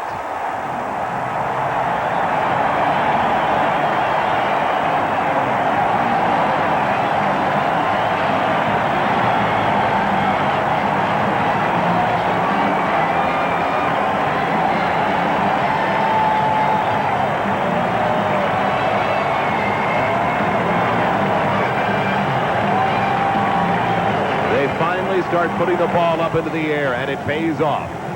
Here, the protection holds up. Schrader can scan the field. No pressure. He doesn't have to look at anything except his receivers.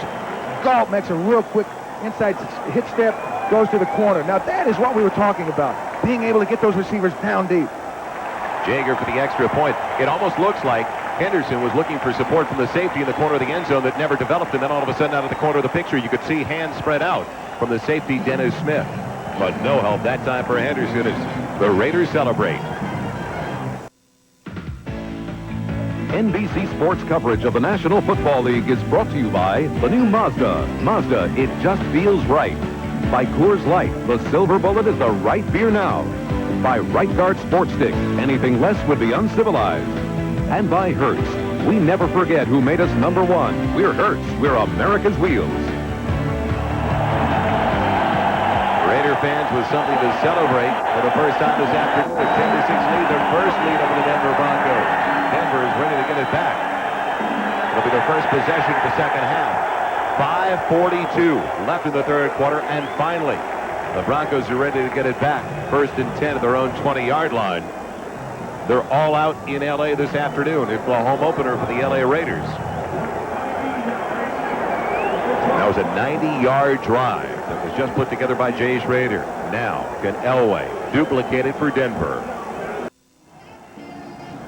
The Denver Broncos find themselves trailing for the first time this afternoon. A welcome back to the Los Angeles Memorial Coliseum. Joel Meyers along with Dan Hampton. 5:42 left in the third. A 10-6 Raider lead. They had the ball for the first 9 minutes and 13 seconds of the second half. In fact, you go back to the midway point of the second quarter, and Denver has had the ball for only 3 minutes offensively. Gaston Green in the 1st and 10 give, powering his way. A little bit better than 3. And now, the last thing the Broncos want to do is make the Raiders force their hand.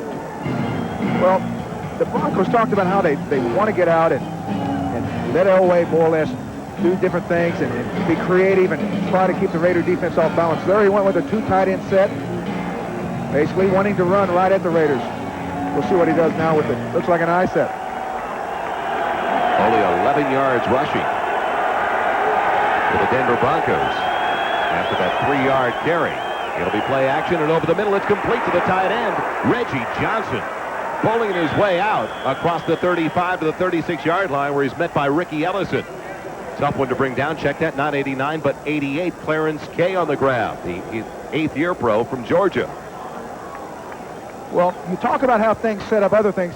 We just saw a run. There, the offensive line can sell the run. Elway just pops back, throws it to the tight end right over the middle, Kay, knowing that the linebackers were worried about the run. They've got their heads down, hitting into that offensive guard coming at them. It isn't often you take a blow from Ronnie Lott and keep on moving. And now Reggie Johnson, who's back in there on the opposite side of Clarence Kay. A little bit early on the count.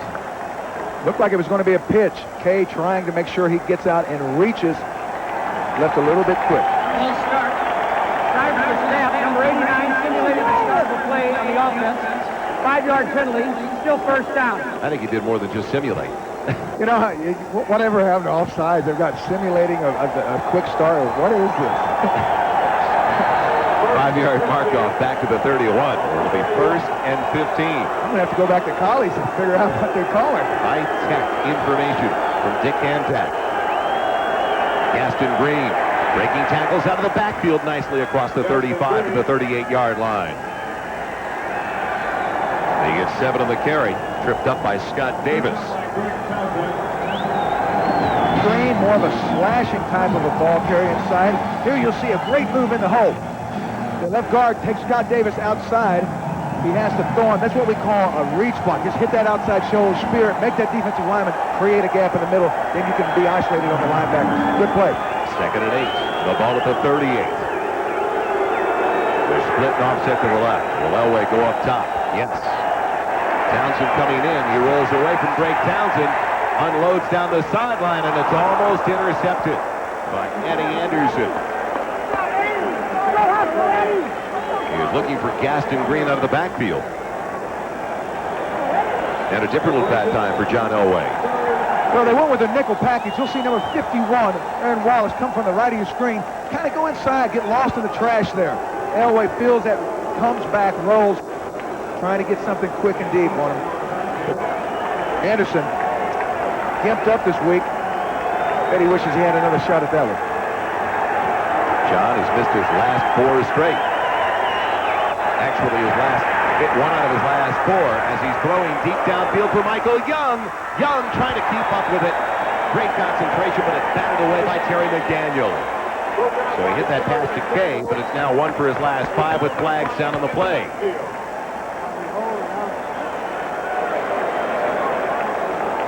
Will it go against the Broncos on 3rd and 8?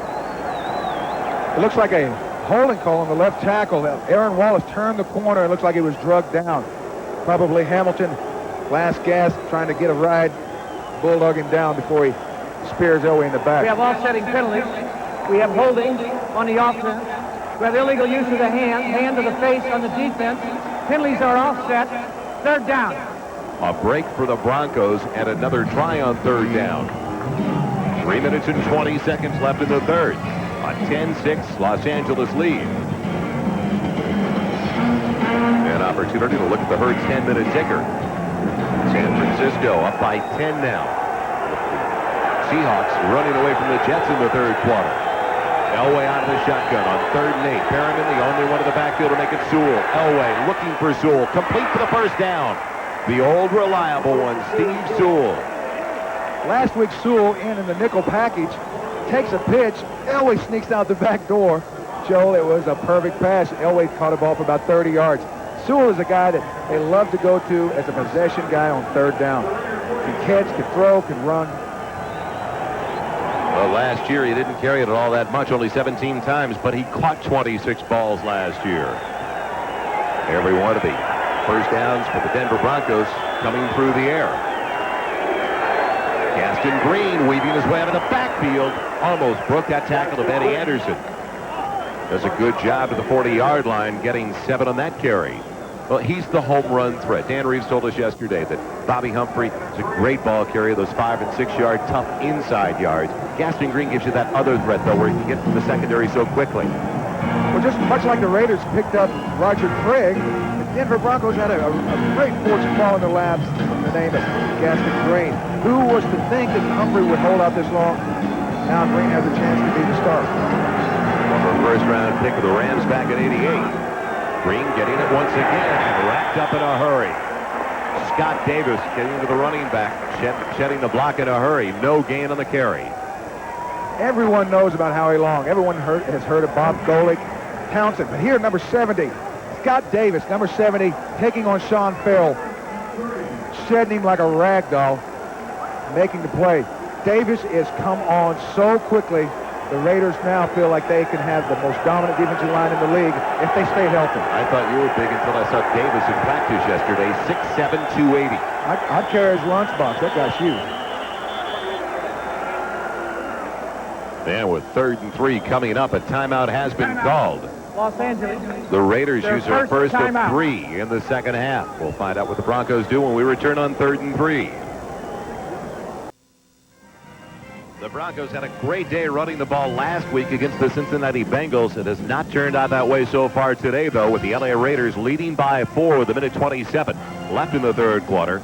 In fact, Denver last week had 116 yards alone from Gaston Green.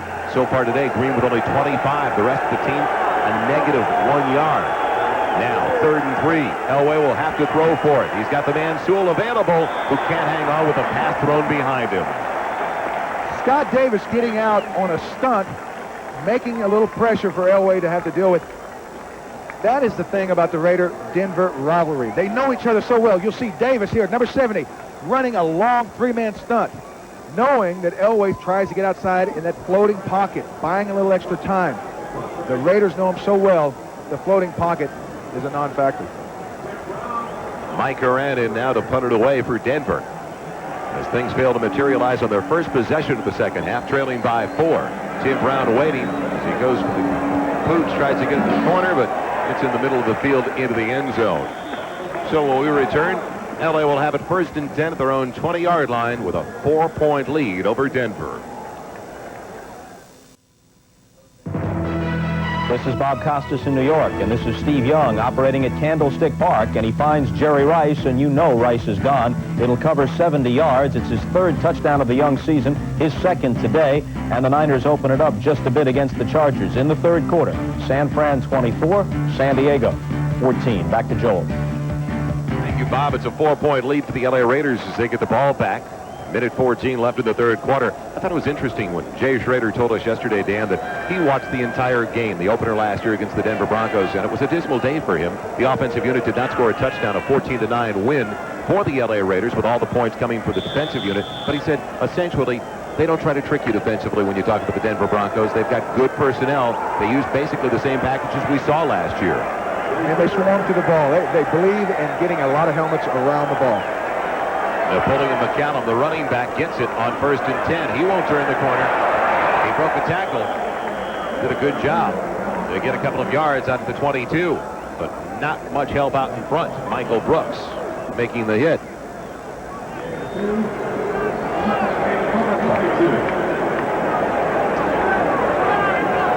So the LA Raiders started their last drive at their own 10-yard line and took it 90 yards, culminating with a 16-yard pass for the score to Willie Gault. Now they start this drive at their own 20-yard line. Marcus Allen, of course, out for at least the next 4 weeks with ligament damage. So McCallum backing up Craig. Those two, the ones the Raiders are looking for over the next 4 weeks. Play action for Jay Schrader on 2nd and 8, going to the bundle with Willie Gault. And Gault's got it. Inside the 35, down to the 30. And again, we talk about the Raider offense. How they like to talk about that vertical passing game, stretch that defense. Willie Gault on a curl is not the same as Willie Gault on a streak or a long post. This is what Willie Gault does best, probably as well as anyone in the league. And the thing is, with Chris Lipnikoff, he has been able to improve his concentration and to look the ball in. Willie Gault is still one of the most feared receivers in the land. We'll be right back after these messages from your local station. But he had to get the mental aspect going in his direction. Does he have it? It looks like a good grab from that angle. The opposite side would be a lot easier to determine. After further review, play stands as called. Good scoop. First down. So the Heisman Trophy winner, 1989. First and goal at the 8. Well, actually, 1987 making the grab. Al Davis looking on with his team up by 4. Steve Smith, they're full to the back. Up close to the 5-yard line on 1st and goal.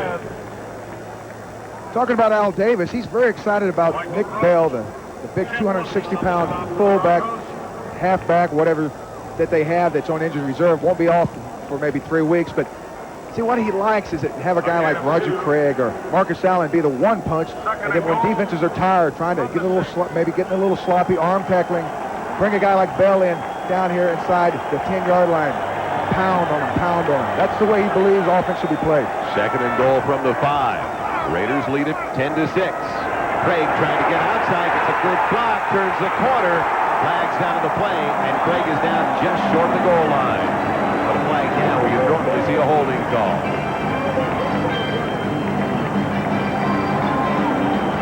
Looks like Horton.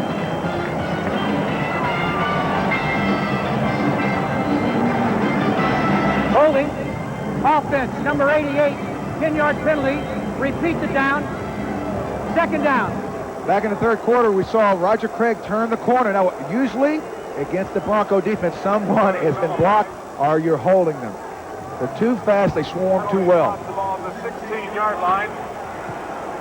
Let's not forget, leading by 4 with a little bit under 12 minutes left. If the Broncos can hold the Raiders to 3, then it only takes a touchdown to tie it. If the Raiders come up with 7, though, all of a sudden it's 2 scores for the Denver Broncos that they've got to come up with. 2nd and goal. The ball back at the 16-yard line. Clock is moving, 11:45 left in the 4th quarter. Pocket holding up well. Now it collapses, a fumble. Powers after it. Did he get it? It looks like L.A. maintains possession. Yes, back at the 22. Warren Powers very close to the ball. Simon The Fletcher. guy that makes the play is number 90, right in front of you.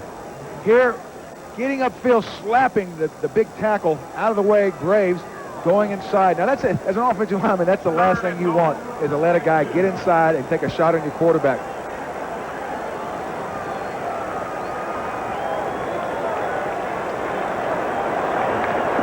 So it's a sack, the fumble recovery. As Fletcher slapped that ball away. And now 3rd and goal from back outside of the 22. The pass intercepted. Intercepted by the Broncos back at the 2-yard line. And coming up with the pick. It was the extra defensive back in there, Charles Dimry. That's exactly what Wade Phillips was telling us before the start of the play today. Down the Denver locker room, as there is a penalty against the Broncos, will nullify that interception, but he liked the depth that Dimry gave them. Well, it looks like the sack by Holmes has created something for the Broncos. Penalty probably will give the Raiders another shot at them.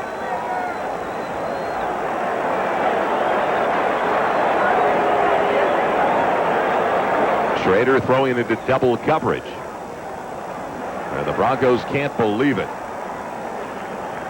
We used to talk in the huddle about after we get a sack or after we get a good shot on a quarterback, how the defensive backs... Illegal use of the hands. Number 73 on the defense, hands to the face. That is 5 yards and a first down. The foul occurred prior to the change of possession. Foul occurred prior to the interception. We then had unsportsmanlike act on the defense. On Denver throwing their helmet to the ground, we will penalize half the distance to the goal line. First down. Did you get that, Joel? We need to get a tablet out. That was an amazing change of events. This Fletcher, number 73, well, the thing is, Fletcher gets his hands up into Steve Wright, the offensive tackle's face. So they call that.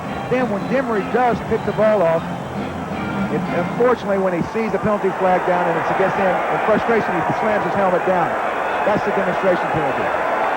So now it's 1st and goal for the Raiders instead of the Broncos taking over at their own 2-yard line. It's now the 9 for L.A. Napoleon McCallum weaving his way through traffic to the 5. Stacked up at the 4.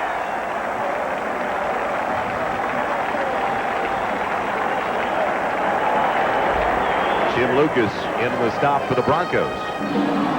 What a change of fortunes. She had a big hurry. So now they still want to hold L.A. to only 3, making it a 7-point margin. With the big sack a few plays ago by Holmes, you thought that Denver was on the way, but some possible mistakes here. Smith in front of Napoleon McCallum once again. McCallum gets the call, trying to go to the outside, takes it inside, down to the 1. He is a large running back at 6'2", 225. Well, number 77, Carl Mecklenburg, tries to run through on this play. Now, when we say run through, you'll see the linebacker try to just run behind the block. See there on Wisniewski, but a little late in the game, a little tired, slips, doesn't turn the corner. Back's able to make 5-6 yards on it. When you run through, the coaches used to say, you better get there. So 3rd and goal at the 1-yard line. Steve Wright has been announced as an extra tight end, the regular right tackle for the Raiders. As they go with a 3 tight end alignment. McCallum and Smith in the backfield. Smith this time. Is he in? Yes, touchdown Raiders.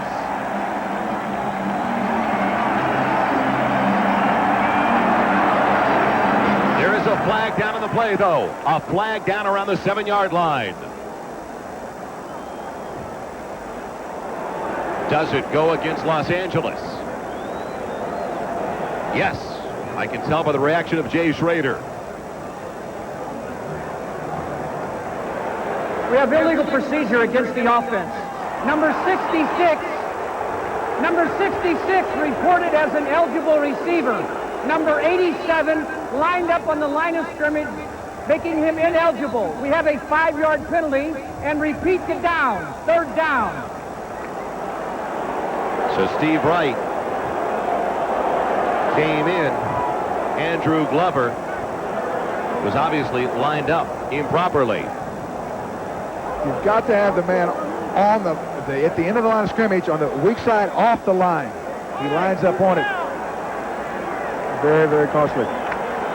The thing about the Raiders, though, is they are starting to wear down the Broncos. You can just see it. The Broncos are slow getting up. 3rd and goal now back at the 6, and Schrader uses another timeout. So L.A. only has 1 remaining with still 9:24 left in the contest. We'll be right back at the Coliseum.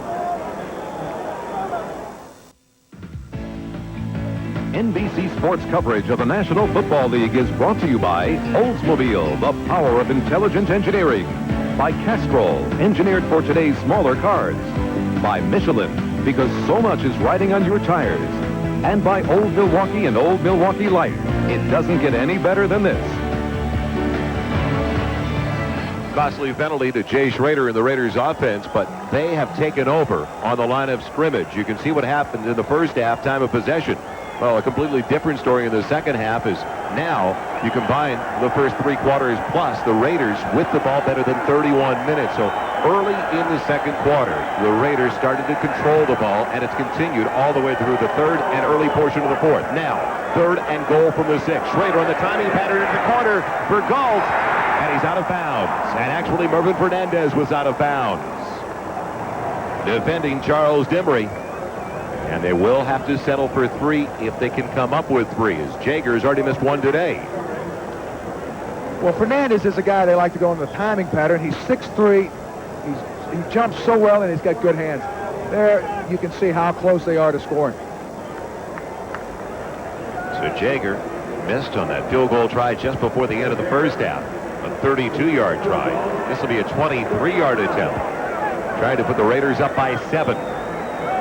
Out of the hold of Jeff Gossett, the punter. The exchange was a clean one, and the kick perfect. So somewhat of a moral victory for the Denver defense. They forced the Raiders to settle for 3, and Denver is down by 7. Jager now lead the Broncos by 7. Very close to fair once again in the 4th quarter at the Coliseum in Los Angeles. Joel Meyers along with Dan Hampton. 9:17 left in regulation, and Dan, an interesting scenario coming up for John Elway and the Denver Broncos. They dominated the Cincinnati Bengals in the opener last week, scoring 45 points in a cakewalk. But all of a sudden, a different situation. We'll get to that right after the kickoff as Alton Montgomery is back deep along with Derek Russell. Let's see if they have better communication than we saw the last time it was kicked away by Jeff Jager. This time it'll be Montgomery by himself from the 6-yard line. And the Raiders swarming the ball as he can't even get back to the 10. Flag down. Will it be a face mask penalty on the tackle? Steve Smith, one of the first ones down there.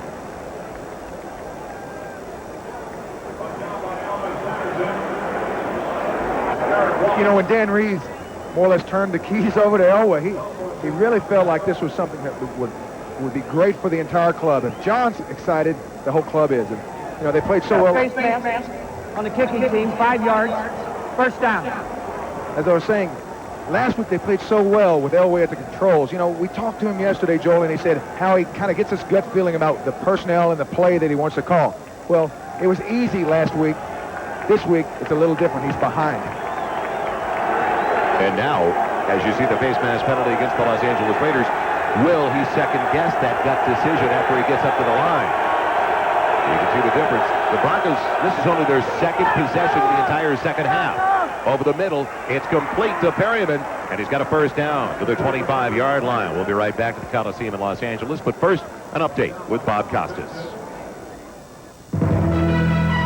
All right, to the Kingdome in Seattle, Joel, and here is Jeff Kemp with the second of his 2 touchdown passes on the day. Tommy Kane wide open to haul in the 17-yarder. All the Jets have to show for themselves is a pair of Pat Leahy field goals. It's Seattle by a pair of touchdowns in the 4th, 20-6. Thank you, Bob. It's 1st and 10. Elway on the play action has time and has a man. It's complete. Close to the 40-yard line. Another 1st down. Mark Jackson on the reception of 15 yards. So 2 quick passes by John Elway. Well, as we were talking about the fact that Elway feels these things in his gut. What he thinks will work. He sees the defensive personnel, then he comes back with his own. Here, Jackson just clearing out across the middle. Ronnie Lott, the super safety for Frisco for many years, maybe not as quick as he once was. They try to sneak up underneath him. So Denver has it, 1st and 10. This drive started back at their own 13-yard line. They're now at their own 40. Flags up into the air. Dead ball foul coming up on Denver. Well, it looks like Townsend jumped first, and then Hamilton, Townsend will jump, drawing Hamilton into a pass blocking position, jumping early. So on the offense prior to the snap, 5-yard penalty, still first down. The thing is, you know, the defensive player can move and kind of hitch. That offensive player can. He's got to sit in there like a rock. That's Darrell Hamilton, the left tackle in his 3rd year from North Carolina. For so many years, they said the Bronco offensive line was efficient, but a little bit too small. No longer. When you look at Lanier, Waddell, Kartz, Sean Farrell, Darrell Hamilton, a 300-pounder. 1st and 15 now for Elway and the Broncos, their own 35-yard line. Delay to Gaston Green. He stumbles as he gets out of the backfield. No gain on that carry. Well, the ground game has never really gotten underway today for the Denver Broncos. Those early scores in. Buffalo now 2-0. The Rams even at 1-1, just like the New York Giants, with Phoenix a surprising 2-0, beating Jim McMahon and the Eagles. Your team, Dan, slipping past Tampa Bay. They are 2-0. The Chicago Bears, Miami, even at 1-1 with their win today. We'll come back with more scores on the 10-minute ticker. After the 2nd and 15 play of the Broncos from their own 35, Elway in trouble on his way down. Tom Benson swarming there. Greg Townsend forced him to the inside, though. We talked about how they had a spies program set up early with Winston Moss. Now they've taken Townsend, put him on the line. 51 at the top of your screen will try to get up.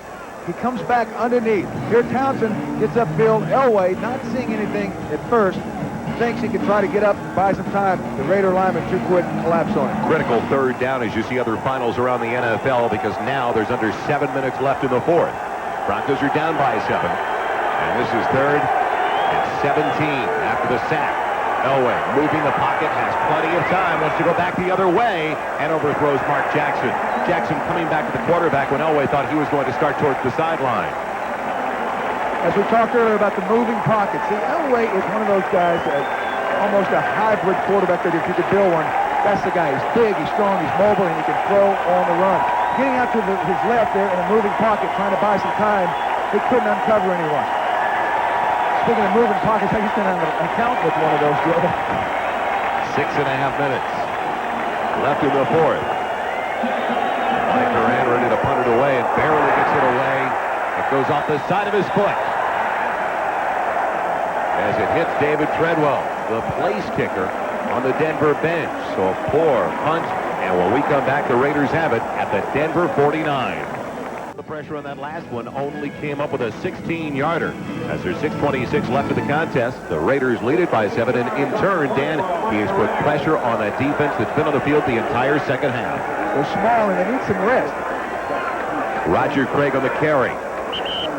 He scoots under a tackle inside the 45. It's about 4 on the carry. Now, any more than a first down, and they can barely afford to give up even a first down with the clock moving. And they're close to Jeff Jaeger territory. Yards on the ground, a big difference, and that's the way the Raiders have been able to take over the trenches and control the ball. Well, the first half they were pretty ineffective in anything they wanted to do, but in the 3rd you saw how that one pass, stretching the defense, has opened up Pandora's box. Schrader feels no pressure. He's getting good chunks of yardage with his ground game. He can throw at will. 5 minutes, 45 seconds left and counting. 2nd and 6 from the 45. The Broncos do have all 3 timeouts remaining. Roger Craig on the carry over to the right side. He gets 4. So he's 2 short of the first down, and a huge 3rd down coming up for the Denver Broncos defensive front 7, because you know what the Raiders want to do. They want to keep pounding the ball and keep the clock running. They don't want to put it up in the air with Jay Schrader for the potential of an incompletion. Well, Mecklenburg here knows that he's going to have to get up force, kind of shields off his blocker, the offensive guard, maybe overruns a little bit. Now, early in the game, it's easy to get your instincts and everything and get that target, put that head in the middle of those shoulder pads. late in the game, you're a little tired, you get a little sloppy. 3rd and 2. Craig has 87 yards now on 24 carries. Schrader is throwing. He's looking for Smith, who's got it, and he gets the first down. He's knocked out of bounds by Jeff Mills, but a little bit too late as we head back to Bob Costas for an NFL Live update.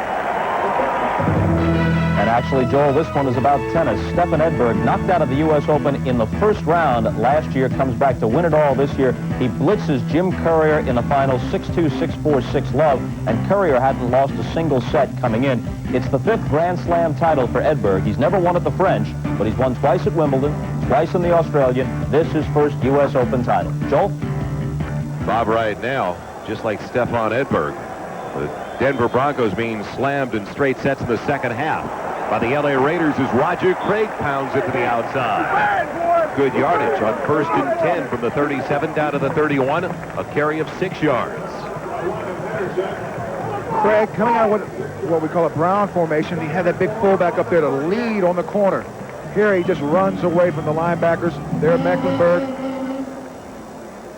Raiders are sticking to their knitting. Now the Broncos will be expecting run every down. Look for Schrader to come up with something cheap and deep down the middle for a quick strike. It's tough to win games when you've only had the ball twice in the entire second half, and that's the story right now for the Denver Broncos. 2nd and 4. The ball at the 31 of the Denver Broncos. Schrader on the quick one. He's got his receiver Galt for a first down to the 25, and he stays in bounds. We're talking with Wade Phillips yesterday. He said for our defense to be effective, we've got to be able to get turnovers, get them stopped. Don't let them keep us on the field all day. Exactly the opposite. No turnovers, and they're out there the entire third quarter. Here Galt runs a quick hitch, just goes down the field, turns around, gets the ball. Those corners have got to respect the speed. They get back off of him. That's almost a given with Willie. 1st and 10 at the 25, well within range of Jeff Jager now. If they were to try a field goal from there, it'd be about a 42, 43-yard attempt. Unless they call a timeout, Joel. 4 minutes remaining to the contest. Craig gets the call and finds a hole over to the right side. That middle threesome has been sensational. Wisniewski, Mosbar, and Montoya, the 2 guards in center for the Raiders. Well, here Craig in the nose guard takes on Mosbar, the center. There, Cragen loses the battle. Now, the huge Mosbar, the Montoyas, the Wisniewskis are starting just to wear those defensive players down. You've got to exert an awful lot of physical energy each time the ball is snapped, and by the end of 50, 60, 70 plays, you're spent. It's hard to get something going. Long day for the defensive front. Since midway through the second quarter, it seems like they've been on the field the entire way for Denver. 3:15 and running. Remaining in the 4th, 2nd and 5. Ball just outside the 20. Craig now with 98 yards on the ground. This time Steve Smith tripped up, crossing the line of the 20.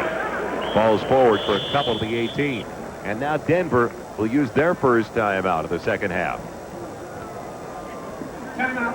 Denver, their first timeout. This is a 40-second timeout. The Bronco fans remember what happened after the 87 season, a trip to the Super Bowl. They fell to 8-8 in 88.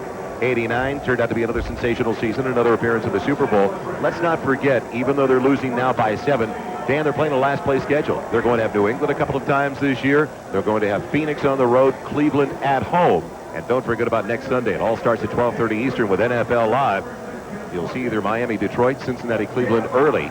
And then the late games, the Colts right here at the Coliseum to match up with the Raiders. Some will see Seattle and Denver, or Buffalo and the Jets. It all starts with Bob Costas, O.J. Simpson, and Will McDonough at NFL Live at 12:30 Eastern. But back to that thought, a last place schedule for the Denver Broncos. They have to be considered a force this year just because of that and the defensive personnel they've gotten back from the injuries and that last place schedule.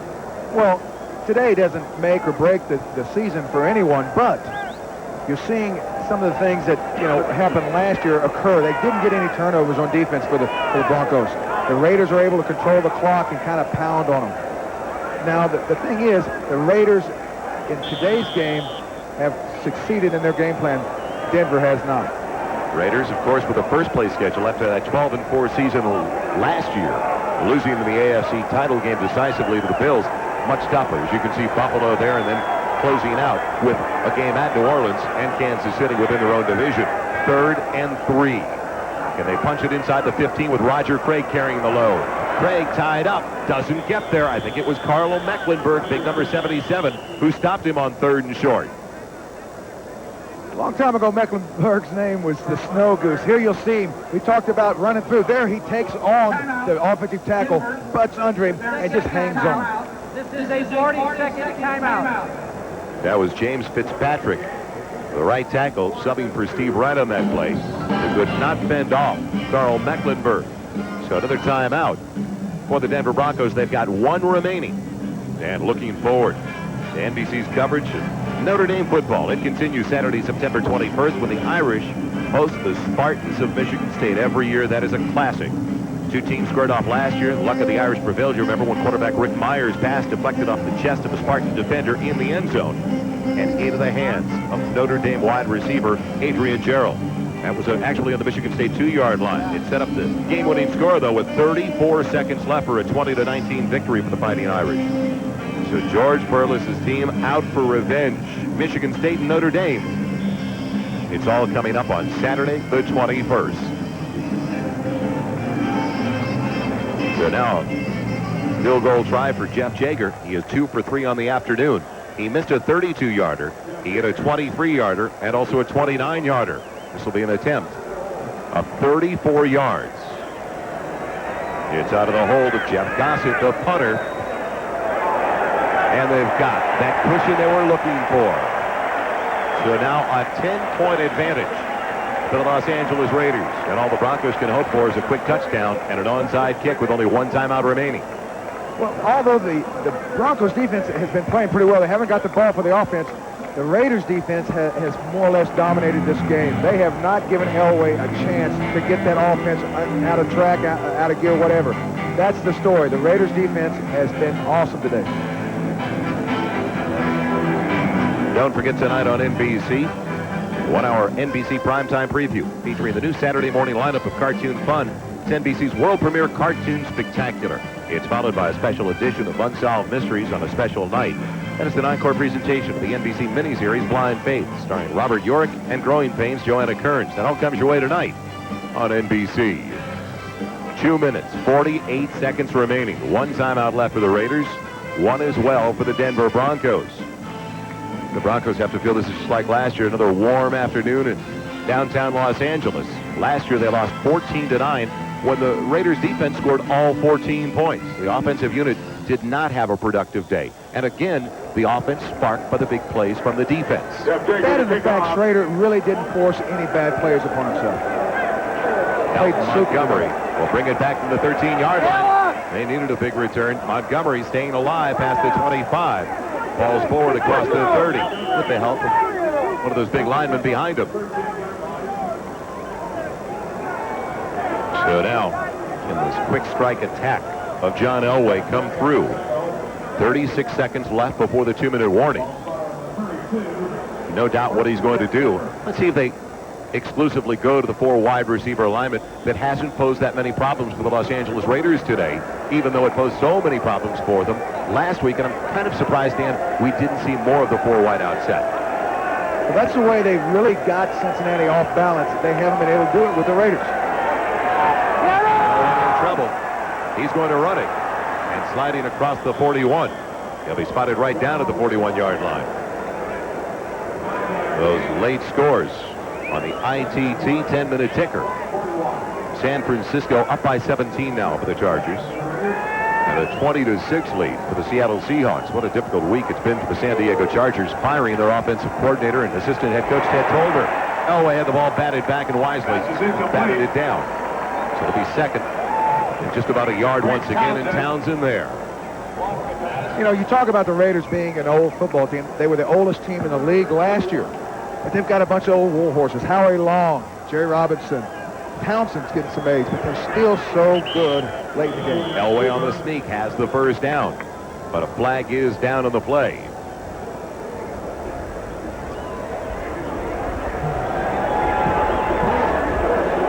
Did somebody move too quickly for Denver? No, it'll go against L.A. Delay. Swabbing on the field for the defense. 5 yards. First down. So the penalty stops the clock with 2:03 remaining. That's Dave Adolph, the defensive coordinator for the Los Angeles Raiders. His team has really come all the way back from 47 points scored against them last week for the run and shoot of Warren Moon. Well, that and the loss in Buffalo, I think they've answered an awful lot of questions today. Last play before the 2-minute warning. Elway looking for help. He looks for the running back who's in for the first time, Reggie Rivers, the rookie from Southwest Texas, in and out of his hands. Wouldn't have gone for much anywhere. We'll be right back for the final minute 54 at the Coliseum. Hello. Now let's take a look at today's Canon camcorder replay of the game. It belongs to the punter for the Los Angeles Raiders, Jeff Gossett, doing his best to pick up his card from the Screen Actors Guild. He definitely got hit, but he wanted to make sure everybody knew about it. Well, here's the thing. You know, when you're in Hollywood for the play of the game, well, you know what they say, Joel. When in Rome, see the Parthenon, right? Only in L.A. Oh, I'm Joel Meyers alongside Dan Hampton. A minute 54 seconds left in the fourth quarter. The Broncos down by 10, 16-6. One timeout remaining for John Elway. 2nd and 10. Elway in trouble. Townsend got him. And then cleaning up after Townsend got him around the pads, Anthony Smith, their first-round draft choice of last year, who missed the entire season with an injury. Late in the game, Elway having to take time to see the field develop. Townsend playing an excellent game today, breaking the pocket down time and time again. There, Smith comes around and finishes the play off, but Howie Long, Townsend, Scott Davis, those guys are the ones that have just been controlling the line of scrimmage, creating all the problems for Elway, making him get out of the pocket, cutting down the time to see the field. The Raider defensive front controlled this game, and that's what Howie Long said to us, Joel. He said, hey, last week we were a non-factor. This week we've got to be the story. I remember your response when Howie Long asked you, do you miss it? Yeah, I said, yeah, sure. You miss a train wreck? You know, it was a lot of fun, but it's beyond me now. That guy right there, he was on the Pro Football Writers Association Team of the Decade, and he truly is a terrific football player. And last week he was asked to do some different things and more or less just try to control the line. This week he was able to rush the passer, and Howie Long will have a smile on his face come Wednesday. Felt like a dancing bear in the circus last week. Really couldn't rush the passer. And now, last chance, 3rd and long, Elway going out. Winston Moss on the spy. The spy stayed at home until he saw Elway run out of room. Well, Don Knotts would be very proud of this play. Moss having the speed and the range to be able to close on Elway. Elway's one of the fastest guys in the league at quarterback. Here you'll see, trying that floating pocket, that sliding pocket. There Moss just tracks him down, never giving him a chance to set, plant, and look at the receivers. So now it's 4th and forever, just outside of the 30-yard line. Clock stops, a minute 43 left. They've got to take it inside the Raider 44 to pick up the first down. So they've got it 4th and 25. Pressure again, Townsend. Elway in trouble, breaks the containment. The pass way too short to Sewell, though. Does he stay in bounds? Yes, he does. Does he get the first down? Yes, he does. Inside the 40. Down to the 37. Do you believe it? I wonder if John Elway felt that play in his gut when he called it. I don't think Sewell was the primary. Unbelievable. They're out of timeouts. They've got to hurry. Clock moving, a minute 10 remaining. Snap low, and Elway comes away with it, though. And it's batted down. Trying to go for Mark Jackson at about the 28-yard line. Greg Townsend got a piece of it. But at least it stops the clock. Townsend pretty tired after that last play, having to chase Elway some 30, 40 yards, trying to get him down. But even if you're a good defensive, even if you can't get to the quarterback, you can do some different things. They're more or less bull rushing the tackle back into the pocket. Then watching Elway's eyes. When Elway spots the receiver, getting your hands between the receiver and the quarterback. They need 6 in a hurry. 64 seconds left. Pressure again coming from Townsend. And it's thrown behind the intended target. Steve Sewell wanted to take it, head for the sideline. So now it brings up a 3rd and 10 from the 37 with 59 ticks left on the clock. Well, Joe, Ken Lanier, the right tackle for the Denver Broncos, I always thought he was one of the finer offensive tackles that I would play against. Today, he hasn't been what he normally is. Townsend, Howie Long, different players have went by him. He's not getting the job done, giving Elway enough time to see the field. It's a hard job when they know you're going to pass block, but still, he's got to find a way to get it done. 3rd and 10. Pressure again on Elway up the middle. Over the middle, it's batted away by Torin Dorn. Once again, Townsend on an inside rush, right into the face of Elway. Lanier not able to get him stopped. Elway has to get out to the right, force something in the middle. Now, as a receiver, at this stage in the game, they know the defensive backs are going to be in a deep 4 zone. They're just going to run a bunch of quick curls, hitch, if you will. There, the cornerbacks playing smart, figured that's what Elway would go to. Last chance for the Broncos in Elway. 53 seconds left. 4th and 10 from the 37. Looking for Mark Jackson deep. He got away from Thorne. It's complete. Inside the 5 to the 3, but the Broncos running out of time and the clock is moving. 34 yards on the reception by Jackson. Thorne on the coverage. One of the Raiders kicked the football. The officials had to stop the clock. The bad boys are back.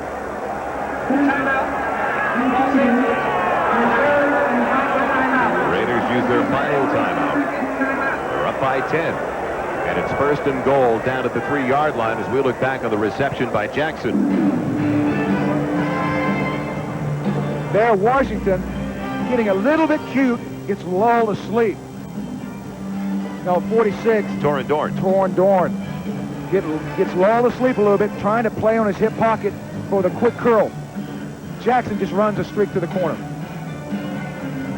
There, Dorn just a half stride off, perfect throw by Elway. Nice reception.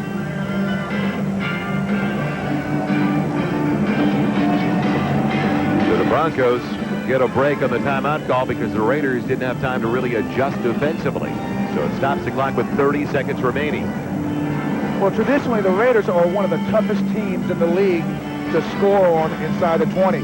Last week, they gave up 3 rushing touchdowns. They only gave up 4 in the whole last season. They wanted to get some air, get those big linemen ready to stop the run. Sewell, the only one in the backfield. Elway throwing on 1st and goal. Wallace coming from the backside. It's complete to Sewell. Touchdown, Denver. With 25 seconds left. Well, at least we'll get a chance to see that onside kick.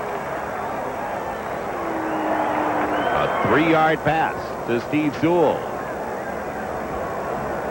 Elway getting outside the pocket. Receiver just running away from the safety, Anderson. Can't run it any better than that, folks. Anderson having a bad groin this week. Maybe not able to close as quickly as he'd like. Treadwell with the point after. And it is a 3-point game. With 25 seconds left, the difference in the contest right now, that 34-yard field goal by Jeff Jager. And that was after the 16-yard punt by Mike Horan. So the special teams have not helped out the Denver Broncos all day long. We've seen the 2 deep backs run into each other, have problems on just about every kickoff return, getting it past the 15 or 20-yard line as we check in those late scores and all the early ones as well in the 10-minute ticker. But the special teams definitely need some work for the Denver Broncos. Now, let's see if the hands unit of the LA Raiders can come up with the ball. On the onside kick, it'll be arriving Denver place kicker David Treadwell. The executive producer of NBC Sports is Terry O'Neill. Our coordinating producer, John Paratzis. Today's game has been produced by Glenn Adamo and directed by Tom Edwards. Our associate director, Ray Benassi, our production associate, Bill Herbstman, and our technical director, Keith Scammahorn. They're all lined up to the left for the onside kick from Treadwell. And here it comes. It goes 10 yards. Can they keep it in bounds? No. It rolls out of bounds. It was the ultimate, though, if you're a Denver Bronco. You had a chance for the ball. Well, you know, you practice this play all the time, all through camp, all through practice. That was executed perfectly, except they didn't get the ball. Treadwell. You can see Atwater trying to bat it up inbounds. I don't think I've ever seen one actually executed better and not get the football. Atwater had a chance, just a little out of his reach. And of course the Raiders trying to bat it out of bounds. Clock never starts until there is possession. There was no possession, so still 25 seconds left.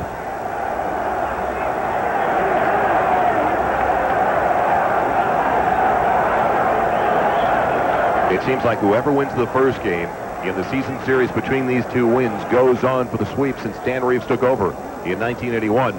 Only once have these two teams split the season series. So what a big edge for the LA Raiders, knowing they've got one up. They swept them, taking that last game in Denver last year 23-20 after winning here 14-9. There is no foul on the play. We had a legal touching by the kicking team beyond 10 yards. The ball was then touched by the receiving team prior to going out of bounds. It is the receiving team ball at the spot of out of bounds. First down.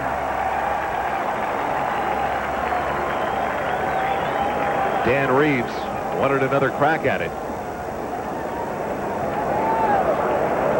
And wants Dick Hantak to come over. He's saying that if our guys touch it and it goes out of bounds, then we re-kick. It's our fault. The officials are contending that the Raiders touched it before it went out of bounds. Reeves is saying no. It did look like after Atwater got his hands on the ball, though, there was a Raider at the bottom that was forcing it out of bounds. Well, if that's true, then it's Raider ball at the point touch. And one last look. Okay, that's Fernandez. Look at the bottom of the screen. It is off of the Broncos' foot. Reeves is right. He's continuing. And the play is being reviewed now. Royal Cathcart, the replay official. He is contending that we have to re-kick. Give us one more shot. Put another bullet in the chamber. Okay.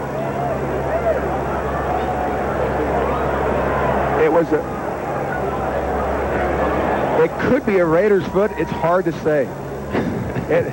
Please pull out the microscope. Reminds me of that linguine we had last night, Joel. It's just a mess. Called on the field, last touch by the receiving team. So one snap for the Raiders, and that will do it. There wasn't enough, I guess, evidence to overturn it, but Reeves really felt like it was a chance to get another play.